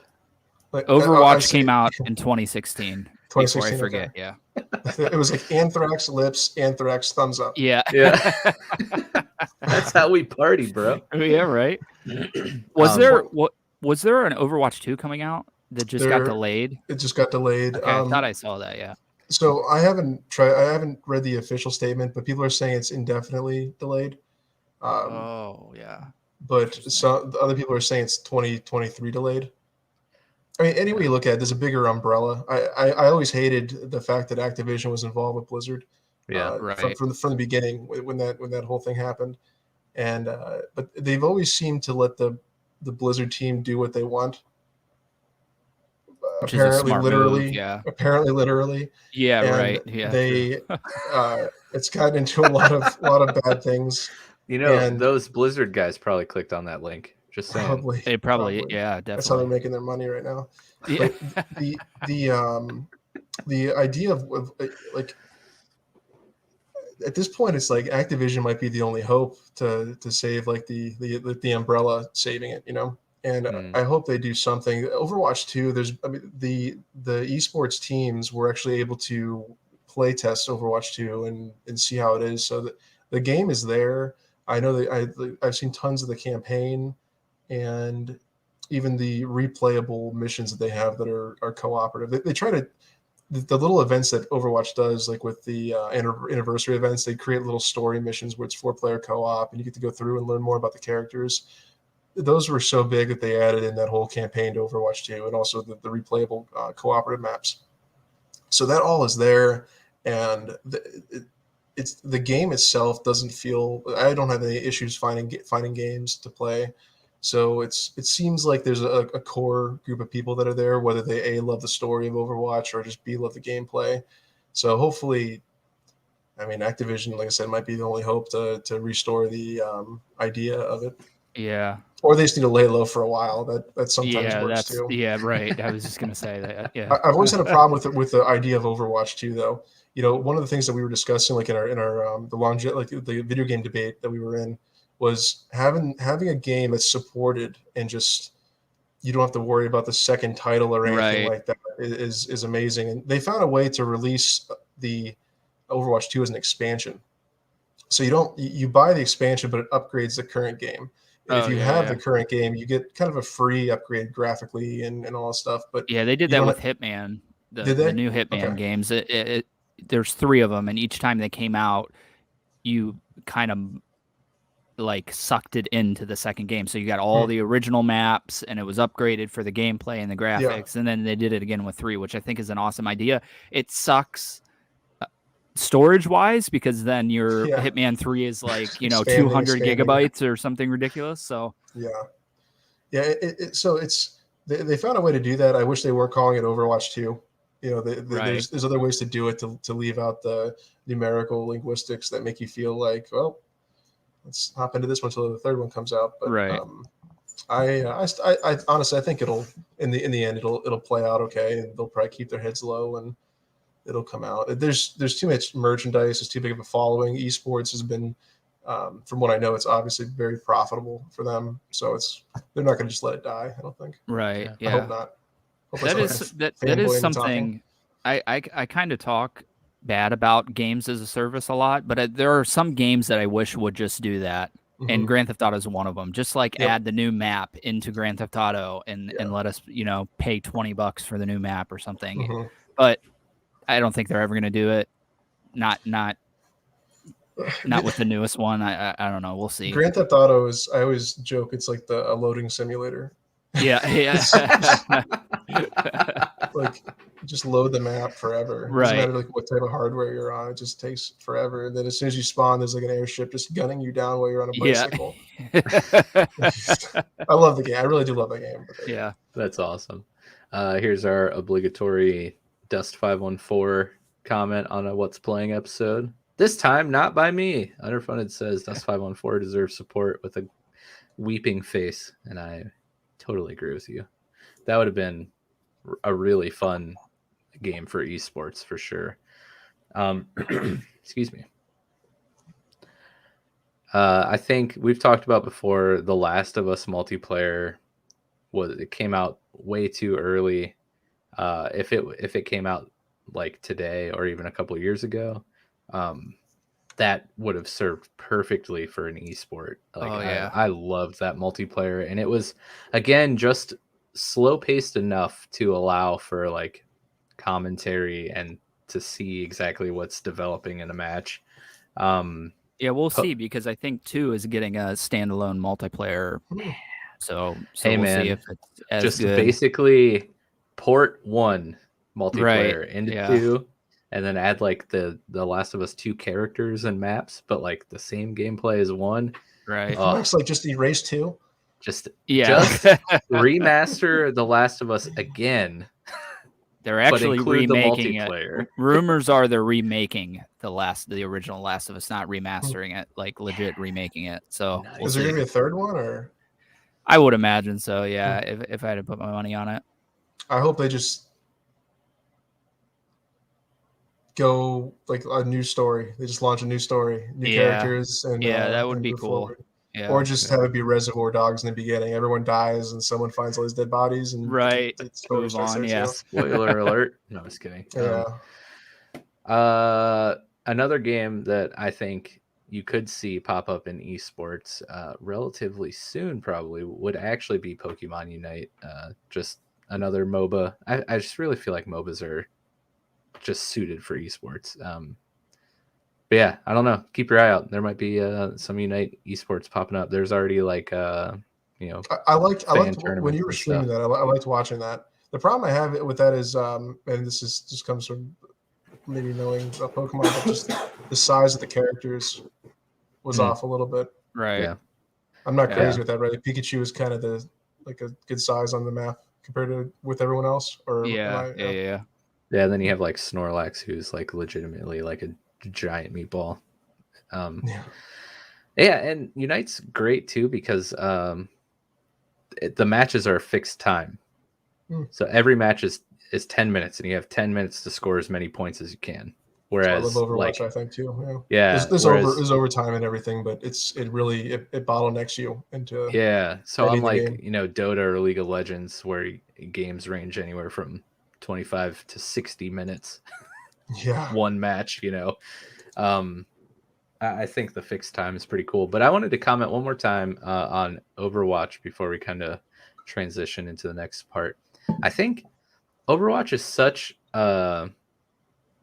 a great combination of MOBAs and shooters. Mm-hmm. Like it's got the perfect amount of each game, like type of gameplay into this game. I love the defined roles that you would get out of a MOBA in each of the characters and their designs. I like how they have a MOBA move set, a kit. You have your three. Is it 3 moves or do you have 4 moves? 3 and an I only ultimate. have like 400-500, maybe 700 hours. Let me think here for a second in the game. I think you have three basic moves, and then obviously you have your basic attack, and sometimes right. your alternate attack is either a new ability or a different attack, and then you have your ultimate. Yeah, so the kits are set up very much like a MOBA, but it's a shooter, and you have like the first person. It is first person, right? It is first person. Yeah, there are some third person views on different abilities, but I think what you're getting at too is it has something for everybody. If you're not good at shooting, you can play Reinhardt and hold a shield up for your team, and when they get close, you can club them with a hammer. Yeah, and it's got everything and different game modes, which is it's a really cool game. I played a little bit like when it first came out. I haven't played much in the last couple of years, but yeah, you should give it a shot. Yeah, literally give it a shot. Yeah, I think I own it. I don't think I've ever played it though, to be honest with you. I think I got it like free with PlayStation Plus, maybe. I know I own it, and I know I didn't pay for it, so I got it free somehow. I think again, it as far as like chaos goes. I mean, right now it's 6v6. Overwatch 2 is supposed to be 5v5, which is an indictment to the logistics they're building it with, in my opinion. Right. But, there can be a massive battle going on, and I can see what's happening. It's just not pure chaos, like a finale at a firework show going off, and I'm in the middle of it, and I'm just swinging a hammer hoping it connects. Sometimes that happens, I guess. But, I play Reinhardt a lot, in case you haven't noticed. But Reinhardt's awesome. He's great. And again, sometimes like I'll play a character I'm not even that good with, as far as the play style goes. Like if it's like a precision character or something like that. I've never been a good sniper. I've always been like a good mid-range fighter and stuff. But I'll play that because the characters in the game are just so damn good. Their plays, I guess their play style a little bit, like aside from the weapon that they have, but the system of what the character says and their voice lines just pulls you into it. Yeah. Is there a single player portion of it at all? There's not. No, unless you play like the events, like I was saying. There's it's which you should try. Honestly, it's 4-player co-op, and you get to go through the map. But Halloween event is it's called Junkenstein's Revenge, and you have it's like a tower defense game. You're defending like a castle wall against they call them Zomniks. They're like zombie robots, and then you have to kill enemy heroes. But you're working together with that too. So they really. I think those are the game types that allow them to be like, well, we need to expand on this and do Overwatch 2 with how much. A lot of people just return to the game to play those, those events. One more point on Blizzard and MOBAs and how it ties into Overwatch. Have either of you heard of or played Heroes of the Storm, which is Blizzard's take on the MOBA genre? It wasn't for me. Yeah, it's very different in terms of MOBA gameplay, but one thing I loved about it is getting to play a MOBA as all of your favorite different Blizzard characters, like getting to go in. Yeah, it's Smash Brothers, but on a MOBA. Yeah, but as a MOBA. Yeah, exactly. So like you can play as Diva or Genji. I haven't loaded up in a while. There may be a bunch of other Overwatch characters. Or you can, get in there, play as Arthas, or you can play as I'm trying to think of the actual names. Kerrigan Raynor. from StarCraft, Raynor, whoever the character names are from the Diablo franchise. Diablo. You can play as Diablo, exactly. Yeah. It's so cool, and like each character had a very unique gameplay. Like there's one Cho'Gath from World of Warcraft where 2 players play a singular character on the map. One person is in control of movement, and their character, because Cho'Gath has 2 heads, right? Yeah. So they control the movement and have melee attacks, and then the other character is like a mage, artillery mage. So you're just like slinging out spells.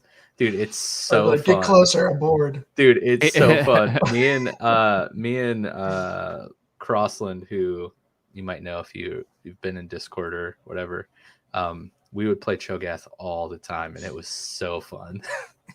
I always play was that if we get Cho. hammered. Let's just get hammered and jump in his Cho'Gath. I would always play Cho, who's the one that moves around, and he would just be yelling at me like, where are you going? Like, what are you, like, get us out. Come back here, you coward. Yeah. The best part is Gath has a passive where he can like spank Cho and make him like run faster. I think, which is like, it's such a unique character for a MOBA, right? Can you imagine like presenting that like in the game development room? Like let's if you get spanked, you run faster. Like what the hell's wrong with you? Yeah. He's like, it always works for me. Might have come up with that kit. It's always worked for me. Another character, Abathur from StarCraft. It's the closest to playing like an RTS in a MOBA. Like you hide on the map, and then you control like minions, and you can like put a symbiote on one of your players where you attach to one of them, and you can like boost their attacks or give them shields or like shoot auto attacks out. But like you don't actually want to move around on the map as Abathur, because you can basically get one shot by anyone. So you just like hide, and then you control all these other units, which is another thing that you don't typically see in MOBAs. So they had a bunch of really cool takes on characters. Now the actual gameplay of the match itself was pretty well, like anything Blizzard does, very streamlined, so anyone can just jump in and pick it up. But man, there's nothing better than jumping in there and playing as like Thrall or like, I forget the Paladin's name. It's driving me crazy. The Paladin from World of Warcraft. It's driving me crazy. The hammer. It starts with a U. I can't remember his name. Ulf. No, it's not Ulthar, is it? No. Wow. We both loved World of Warcraft. I know for a fact, because you're the one that introduced me to it so many years ago. And it's really making me mad that Uther. Is it Uther? I think it is. Uther Lightbringer or something like that? Yep. That's damn, that's why it came to me as you said that.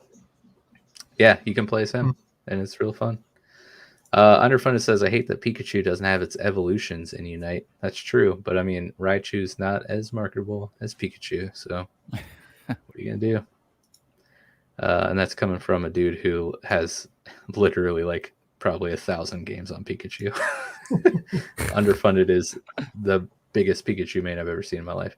Biosub says, Team Fortress was a good one. FPS with different character roles like Sniper, Engineer, Spy, Scout. It was from Valve. Yes, Team Fortress was a very cool game for sure.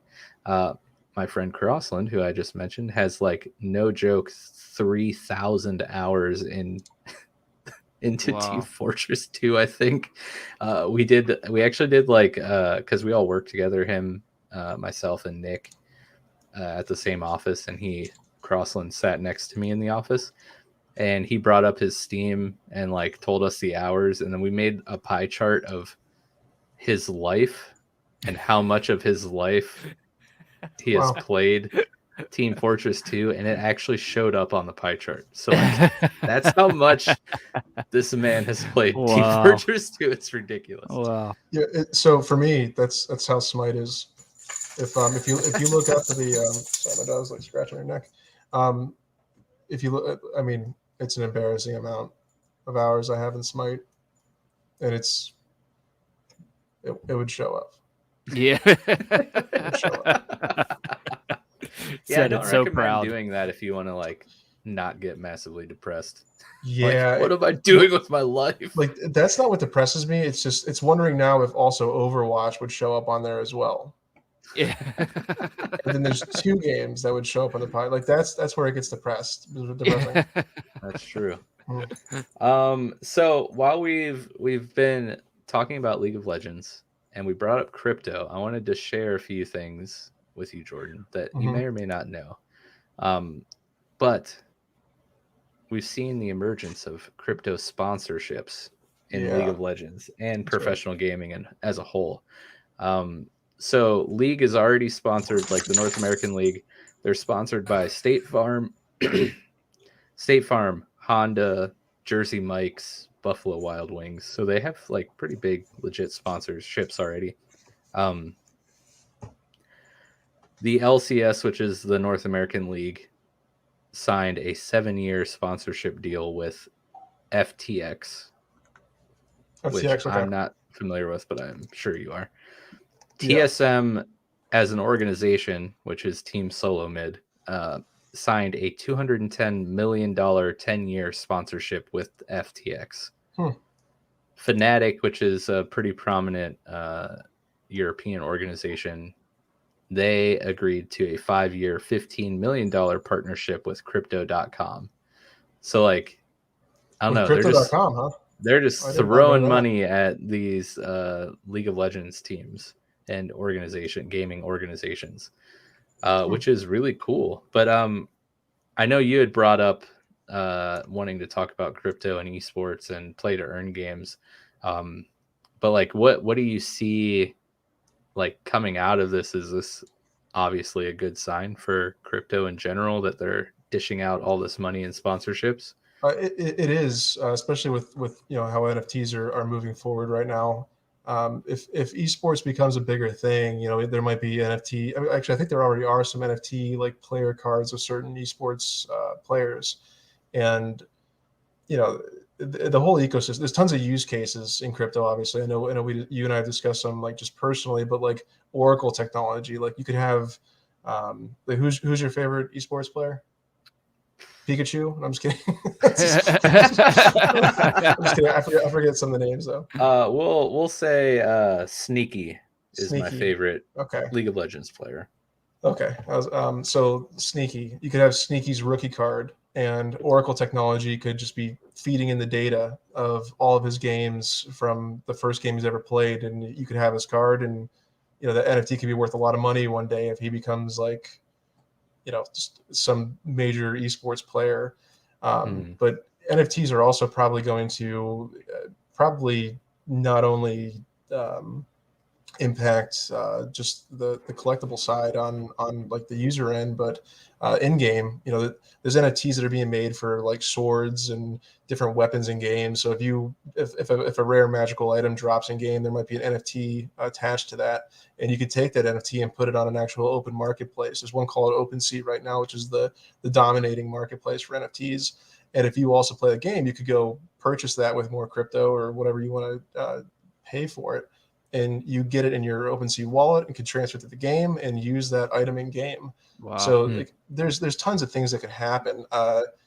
If some of these games, there's crafting in MMOs, so you can actually craft unique swords and shields. And can you imagine like spending a lot of time, let's just say like in the metaverse, creating like let's you could be like I'm a metaverse blacksmith. Yeah, and all the ladies want to hear that, right? Can't work a battery operated drill, but let me tell you, in the metaverse. So you could have a whole line of like your own weapons, their own stats that, in this game that you're just a master craftsman and you're selling those online. That's your job. Wow. It's incredible, like what this It's like could lead some to. Ready Player One stuff right there. It really is. It Yeah. really is. And the metaverse is kind of a stepping stone for that. But what plugs us into that? What makes us feel like we're in that? There's a card game called Spellfire that was out in the 90s. It was Dungeons and Dragons based. You and I talked about Spellfire actually on That's Strange, but in one of the stories. But Yep. they're launching that game now.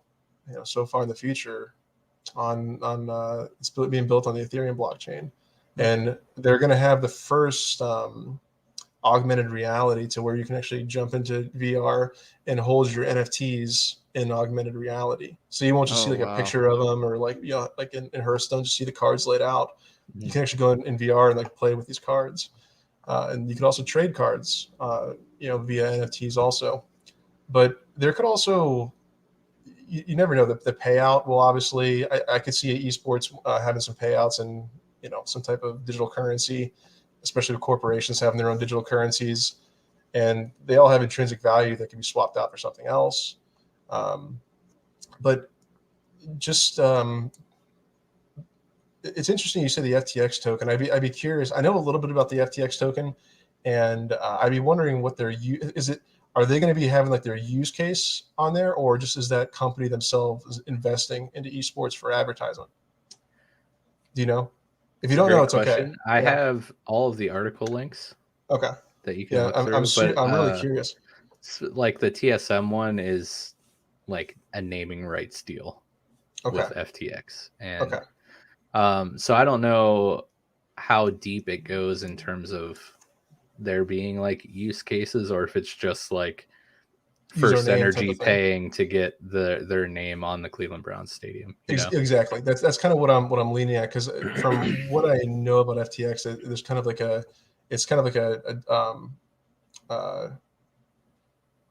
it's like an insurance policy built into the blockchain. So a guaranteed like insurance policy that the holders all get like a certain fraction of liquidations when they happen, and it's and all the users hold them and can verify the data of the insurance policies that people take out on. So again, like a big business, like what you're saying, First Energy, that could very well apply to that.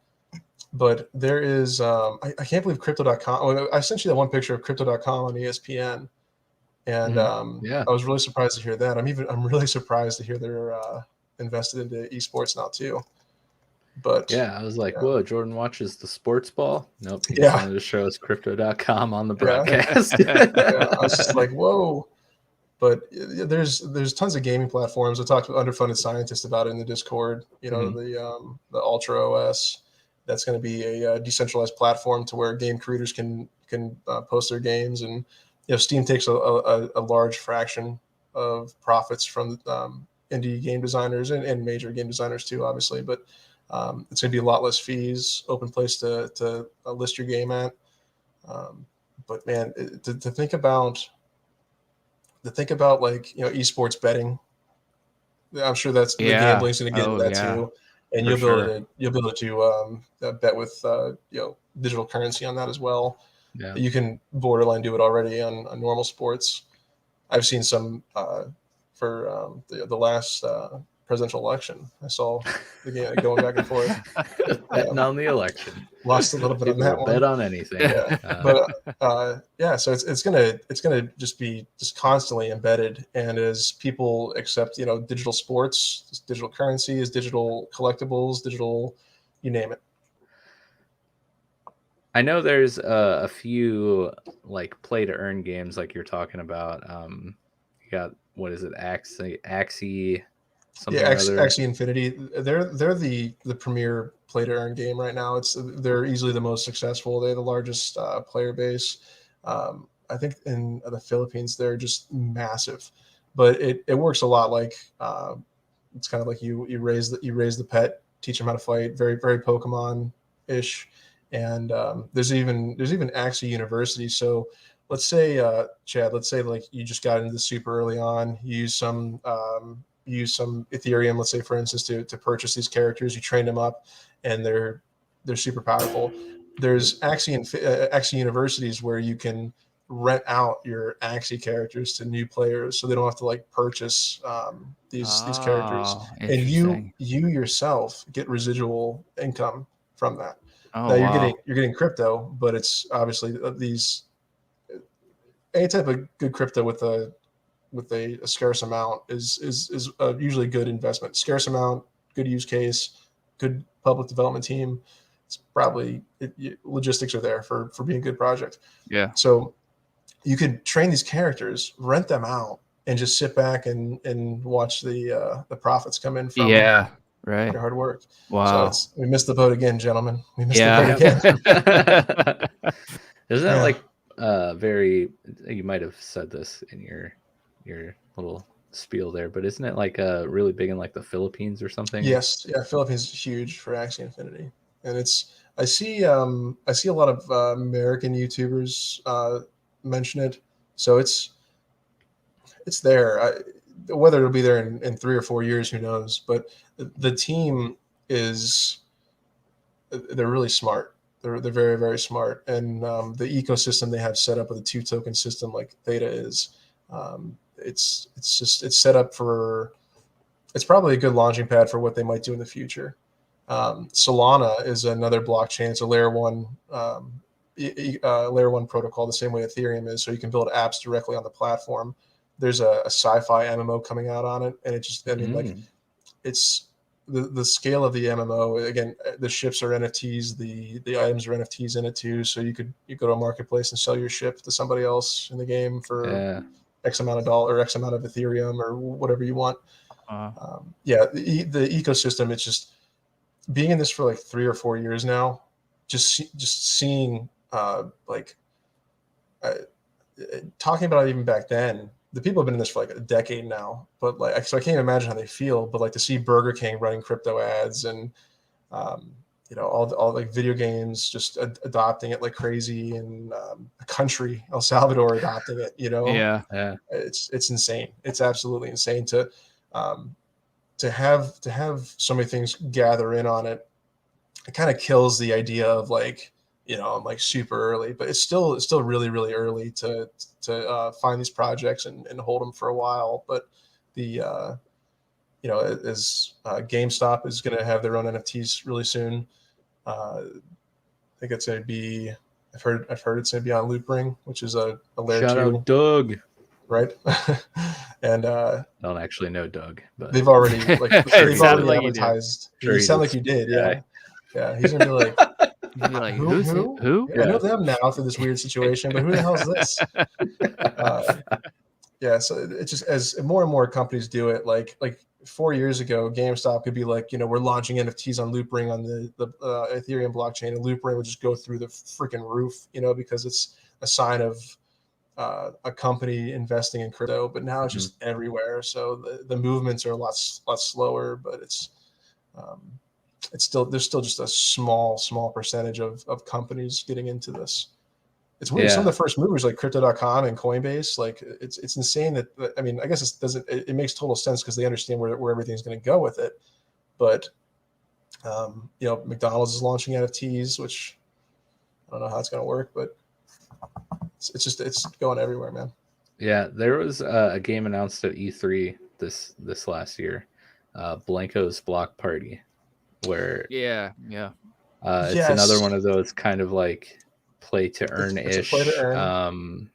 Basically, think of your character being a digital Funko Pop, and then you live in this world that is basically like a Mario Party MMO.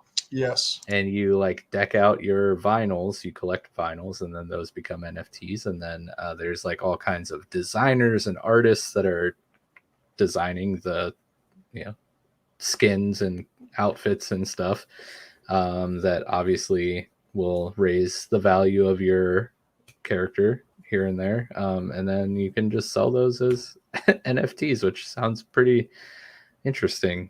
Yeah. Mike, there's a good chance that, one of your daughters could have a job on the blockchain that would normally be real world right now. And it's not, my niece is a digital artist.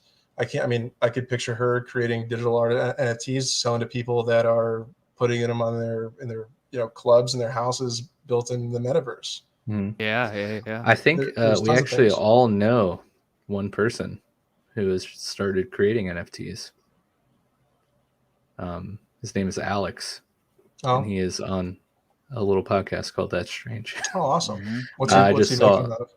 I have no idea, but I was scrolling through Facebook, and he posted his first one he created, and it I was looks gonna say, pretty is it like cool. a spoiler alert, or I don't know if is it for That Strange, or is he just doing it? No, I He- think he's just yeah, doing. he's Well, just doing I it. can't really speak on Yeah. that because I have no idea. But Yeah, I mean, I know very little. He just texted me about it, but it's not tied. He was thinking about doing something with That Strange, maybe, but just for now, he's just doing it.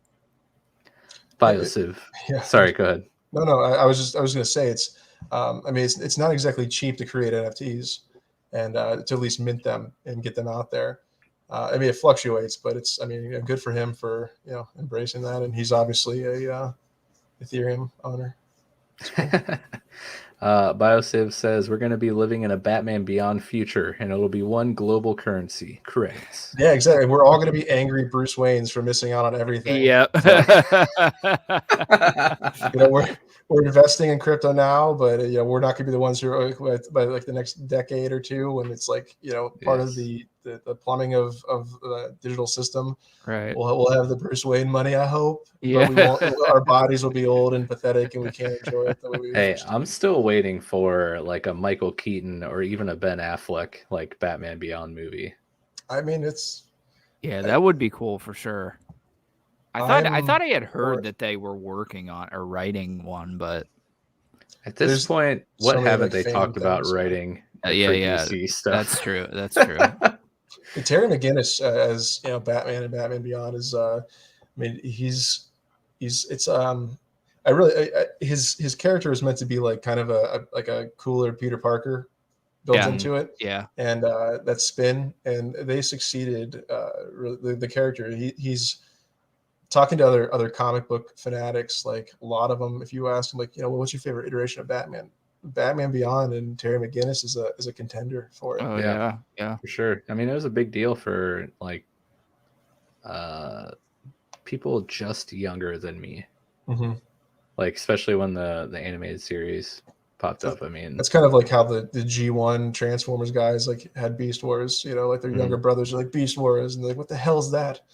Yeah, And exactly. now they're fans of it too, but it's at first they're like, no, trucks, not dinosaurs. Right. Not just Dude, I dinosaurs, did. obviously. I watched Beast Wars so much before like leaving for school. It's like good. back It's in a good show. Like I mean, Yeah, it was the awesome. animation's kind of piss poor now, but it was revolutionary at the time. Yeah, I loved it. It was great. Like early morning, right before I went to school, just watching If some you get a Beast chance, Wars. watch the new Transformers series they're doing on Netflix. And there's I one heard it's called. good. Yeah, I heard it's good. So when I had COVID for the first time, I actually watched like all those seasons. I don't know why. I'm a pretty big Transformers fan, and I just haven't watched those. And the first season that they released, like all on Cybertron, I was kind of bored, honestly. But then when I got to the whole Kingdoms thing, I probably watched it an entire day. Yeah. Really. It's a good thing to do when you have COVID. Yeah. Yeah. Speaking of, our good friend Biosif has the Rona. Oh, And really? He obviously didn't work today, and he was streaming in the afternoon. Wow. And he was streaming Bloodborne, and it was very entertaining, very funny. That's So good. I recommend anyone go check out his stream from today. You will be entertained. But he seems to be doing all right. Doesn't seem to have a super bad case of it, so that's good. And hopefully he didn't mind me saying that on the podcast, but he said it on his stream, so it's fair game. Right. But let's go through Discord here for the other part of our Answer the Boys topic, diving into the world of eSports. Jordan said, which he's on the show, so this is awkward. I don't know what I said. Overwatch, yeah. obviously, is his favorite esport, and he asked him what his favorite team was. He said Philadelphia Fusion and the Washington Justice, which, by the way, really cool name, Washington Justice. Yep. I love the the city, like teams being in cities aspect of Overwatch. I think that's so cool. Here's the thing too, like those were like before before I knew anything about them, they were my two favorite teams because of the two closest to Ohio, and I was like, I think still. There's So, probably like, it's probably a Columbus team, and I don't even know it. And I'm like an idiot right now. But there's not. Do they like play Columbus in Philadelphia and then play in Washington? They do they travel like a traditional? That's awesome. They did before COVID, at least, yeah.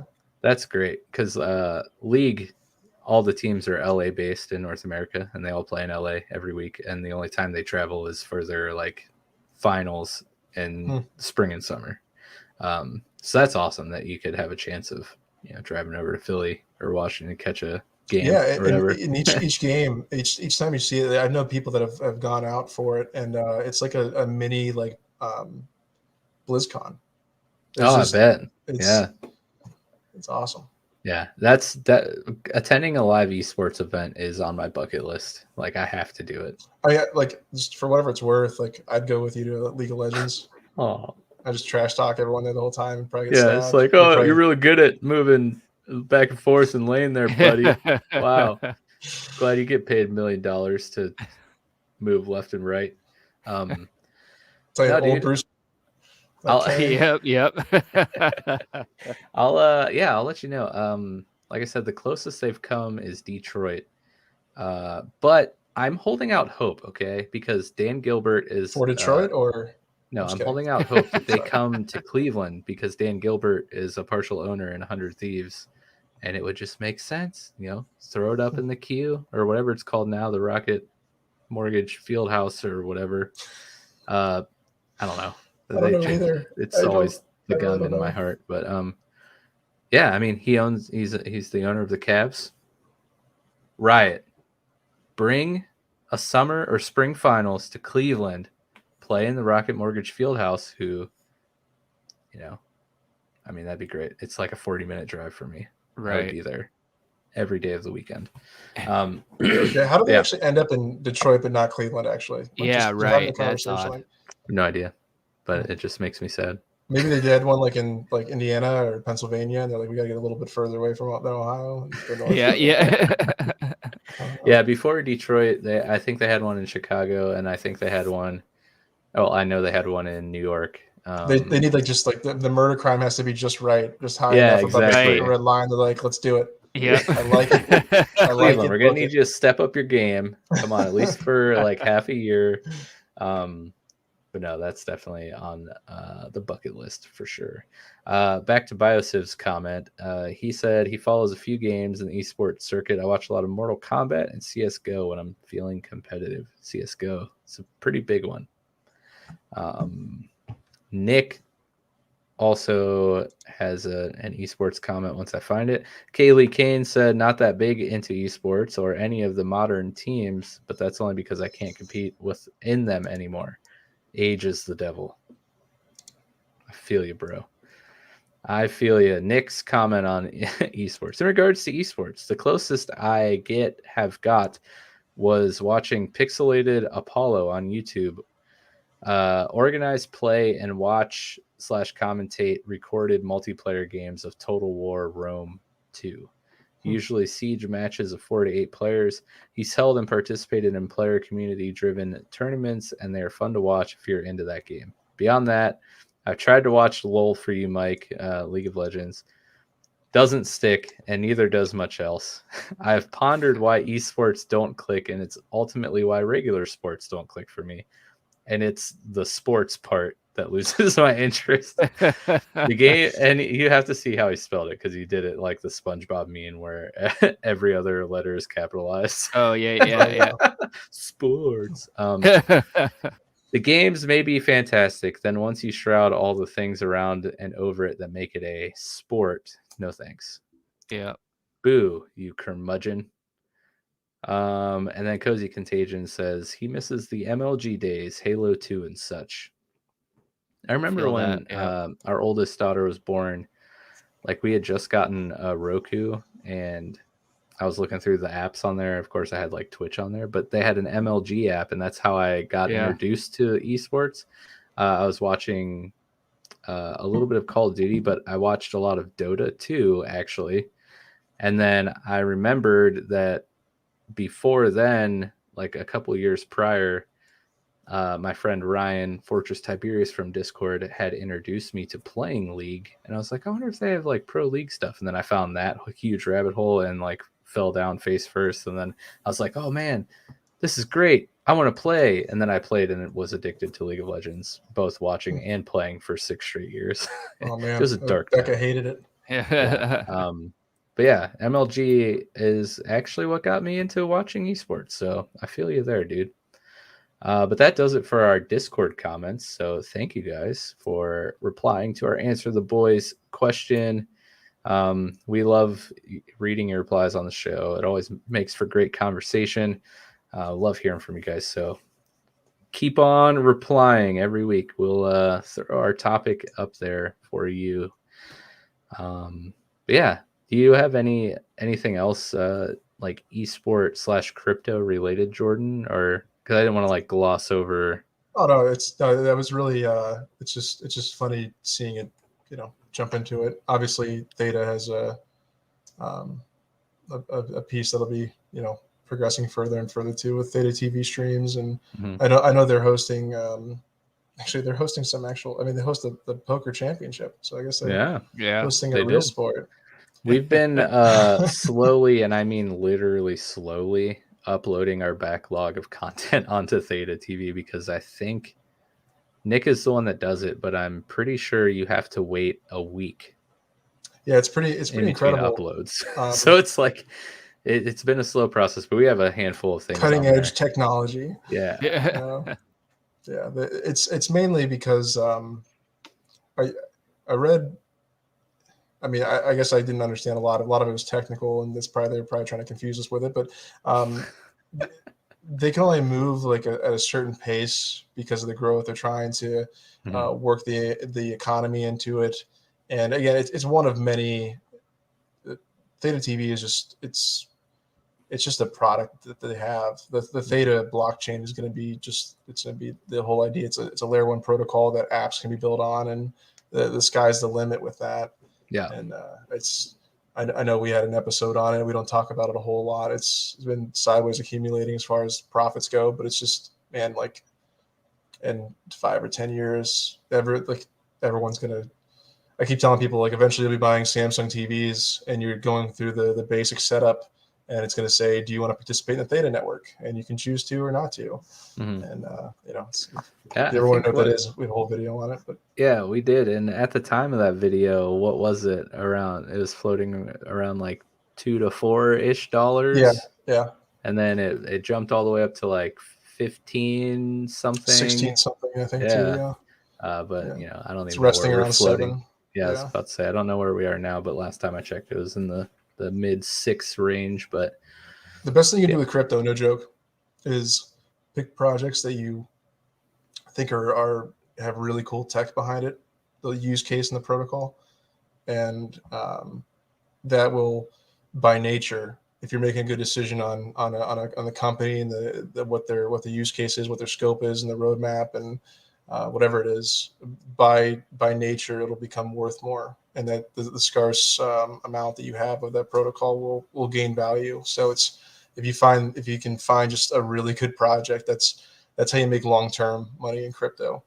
So it's this whole meme coin culture, I just Bruce Wayne Kane. Yeah, exactly. I love it when anyone makes a post about a meme coin in Discord. I could just imagine Jordan cringing so hard. Yeah, I have like 4 cell phones because I crush one every morning when I wake up. Yes, it's a sound of bitterness and salty. Yeah. Because I just I no joke, I'll talk to people for an hour and a half and explain the difference between like layer 1, layer 2 protocols, utility tokens versus like actual currency tokens, and what corporations are doing and what they're going to do with these, blah blah blah. And everyone's like, oh, you seem like you know so much about crypto, and I'm like, do I? Because if I were to put like $200 into a meme coin in January, right, I'm getting tired right now. Yeah, exactly. Right. I spent 300 hours like creating this grand portfolio that I think will be amazing in 5 to 10 years. And then, Yeah. Then you have people like Bio who just like bought some Shiba and now has a PS5 and an Yeah. Xbox Series Yeah. X. yeah. Yeah. I've done. I don't have any regrets. There's if I had a crystal ball, I would change different things, obviously, but it's No regrets, man. Mm-hmm. Yeah, crypto is such a fascinating thing. So is esports. I did have an update on the 2021 League of Legends World Championship that we can go through real quick. Won't spend a lot of time on it, but basically, a little recap here. Cloud9 was the only North American team to make it out of groups this year, which is basically the ongoing trend as basically from the time World started. Cloud9 has been the only hope for North America. Team Liquid and 100 Thieves were the other two North American teams, but they did not fare as well. Mad Lions was the only European team to make it out of group stage this year. Fnatic and Rogue were the other European qualifiers, which is kind of shocking. Fnatic is a pretty big and stable organization over in Europe, and they always produce highly skilled teams, and it was a little shocking to see them not make it out of groups. The quarterfinals consisted of T1, which is a legendary powerhouse. Think of like a New York Yankees, or of recent times a New England Patriots of esports. The home of the most decorated and undisputed individual player in all of professional League of Legends, Faker.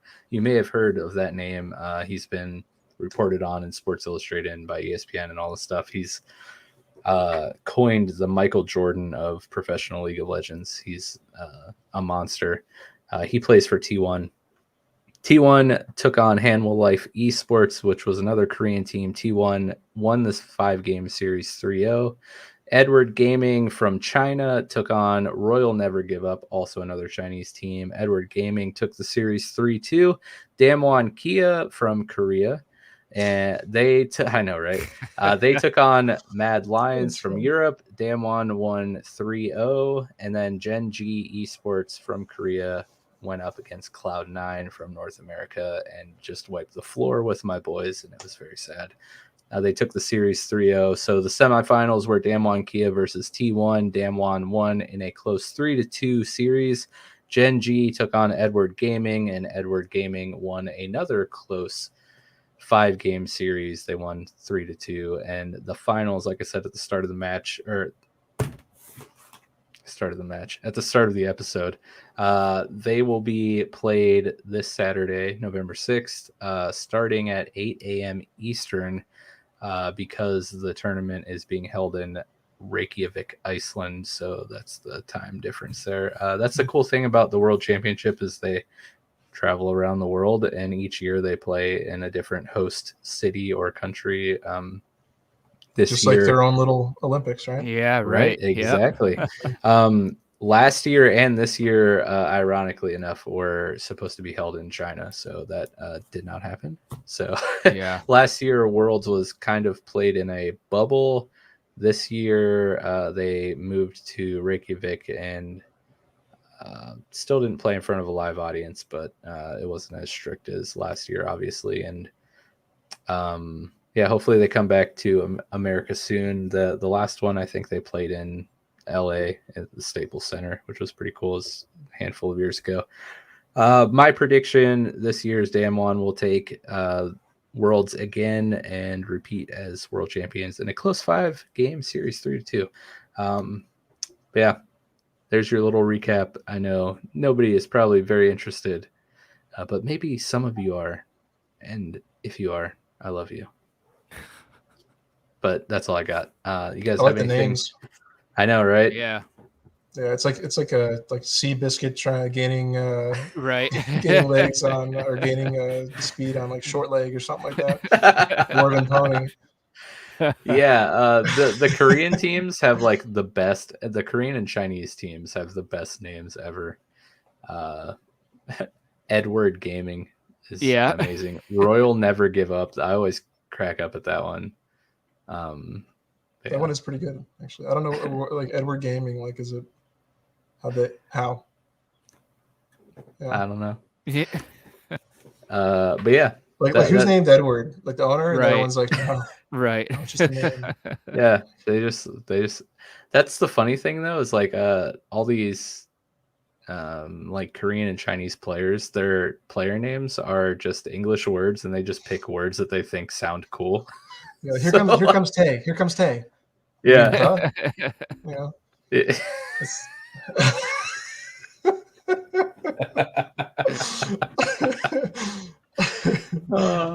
Yeah, it's amazing. But anyways, that's our fun episode here on the rise of esports. Hopefully, if you weren't a fan of esports, maybe by the end we've convinced you to maybe check it out for yourself.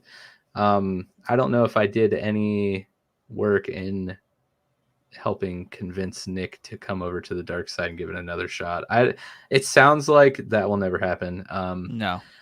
I don't know about Chad, what your chances of checking out any sort of professional gaming will be after this episode. I know Jordan will continue to watch Overwatch, I'm sure, but I don't know. I love esports. It's outside of the NFL. It's I might actually follow esports more or as much as I follow the NFL. It has overtaken baseball and obviously basketball. I'm not a huge fan of basketball, but the fact that it overtook baseball to me is very meaningful. I played baseball my entire life from the time I could stand and hold a bat.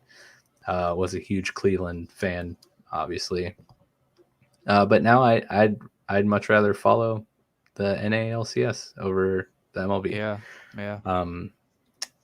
But yeah, I don't know. You guys got any closing remarks before we wrap up here?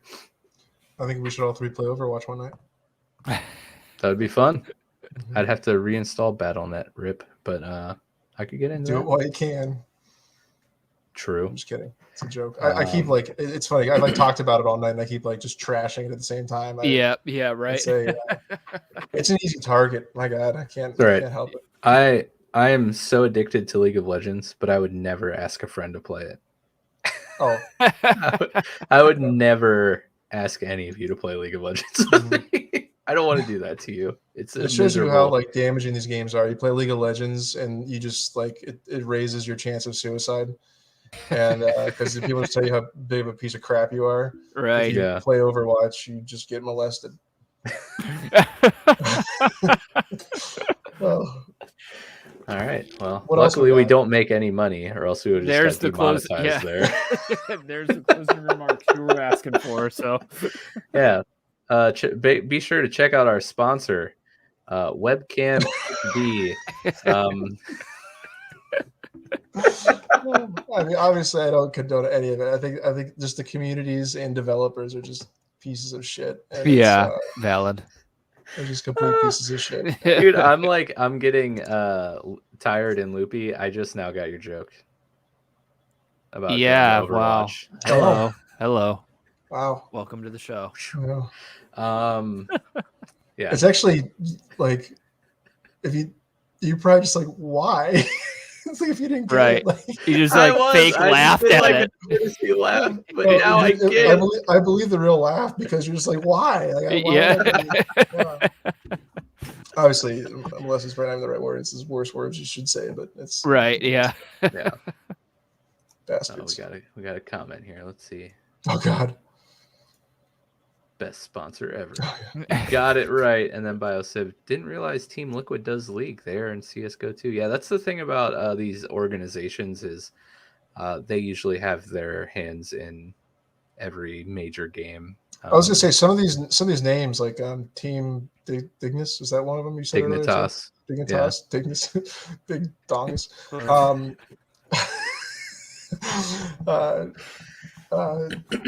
So I've seen some of these teams in Smite. Yeah. And some of them come and go. So Cloud9. Cloud9. They used to be in they used to be in Overwatch. They were the Spitfire. Yeah, they won the championship the first year they were out then. Yep. And then they unlike I can say the word, graciously bowed out Like they're like, oh yeah, we won the first. Okay, we've done all we wanted to do here. Yeah, We'll see. they were the London Spitfire, though, I think. Yep. So are they exactly. from England or what? Or are they just No, obviously they're just, new name, new ownership. Yep. Team crumpets. But yeah, these organizations are, they got their hands in all the cookie jars, so to speak. But yeah, thank you guys for watching. Underfunded, BioCiv, webcam HD. Thank you guys for tuning in tonight. Nick, thanks for being here in spirit through the chat for a little bit. The man, he deserves a night off every once in a while. I took a few this summer. It's only fair. It's only right that he can have a night to rest. That's true. Yeah, he's been. I bet you're excited for the new Disney Plus Star Wars stuff for the nights yes. Off. I know you're not, but I enjoyed it. I am. I enjoyed the Book of Boba trailer that we got. Excited for that. We haven't had a companion series in a long time because we were banking on season 3 of The Boys, but that got delayed. So kind of blew that whole idea out of reality. So about 99% sure our next companion series will be on the Book of Boba Fett. So really looking forward to that. And it's coming soon, end of December. So I like how they were like, Book of Boba Fett will be coming in in 2021, and they like literally were like, okay, to the last 29th. Yeah, we are true to our word. PM. We said 2021. Okay, people. So that's exciting. I'm excited about that. But yes, thank you guys for listening. Thank you guys for tuning into live stream, commenting along. We love it. It always adds so much to the show. If you're watching and you haven't yet, please consider subscribing if you like what you heard. You can join our Discord. The link to our Discord is in our episode description. You can also find the link to Discord and all of our other links at linktr.ee/showboyspodcast. And if you would be so kind to check out our Patreon page, patreon.com/showboyspodcast. If you are in a position and desire to support us financially, go over there, check it out. We have a lot of cool rewards. We'd really appreciate it, and it would just help us continue to produce content for you guys. AKA, I just pocket all the money actually, and I use it to buy games like Darkest Dungeon for me to stream. And that's a total joke. I'm totally kidding. Seriously though, the money that we get actually goes into paying for like hosting site costs, like what we have to pay for using StreamYard, stuff like that. And eventually we'll go into allowing us to upgrade equipment, maybe get like a non-Nokia flip phone web camera to stream with, and microphones that are decent sounding, stuff like that. But we'd appreciate if you'd take a minute, check it out. And as always, we will see you again real soon in the next one. We got a couple of conversations tomorrow night, 8:30, newscast Monday night at 9, and probably game streams Saturday and Sunday night. Thank you, Chad. Thank you, Jordan, for coming on, hanging out with me, filling Nick's gigantic britches with your presence. We are very, very appreciative. Oh my goodness. Just wrap it up, bro. You're falling slowly but surely. Well, with that being said, enjoy our Slammin' theme song. Have a wonderful night.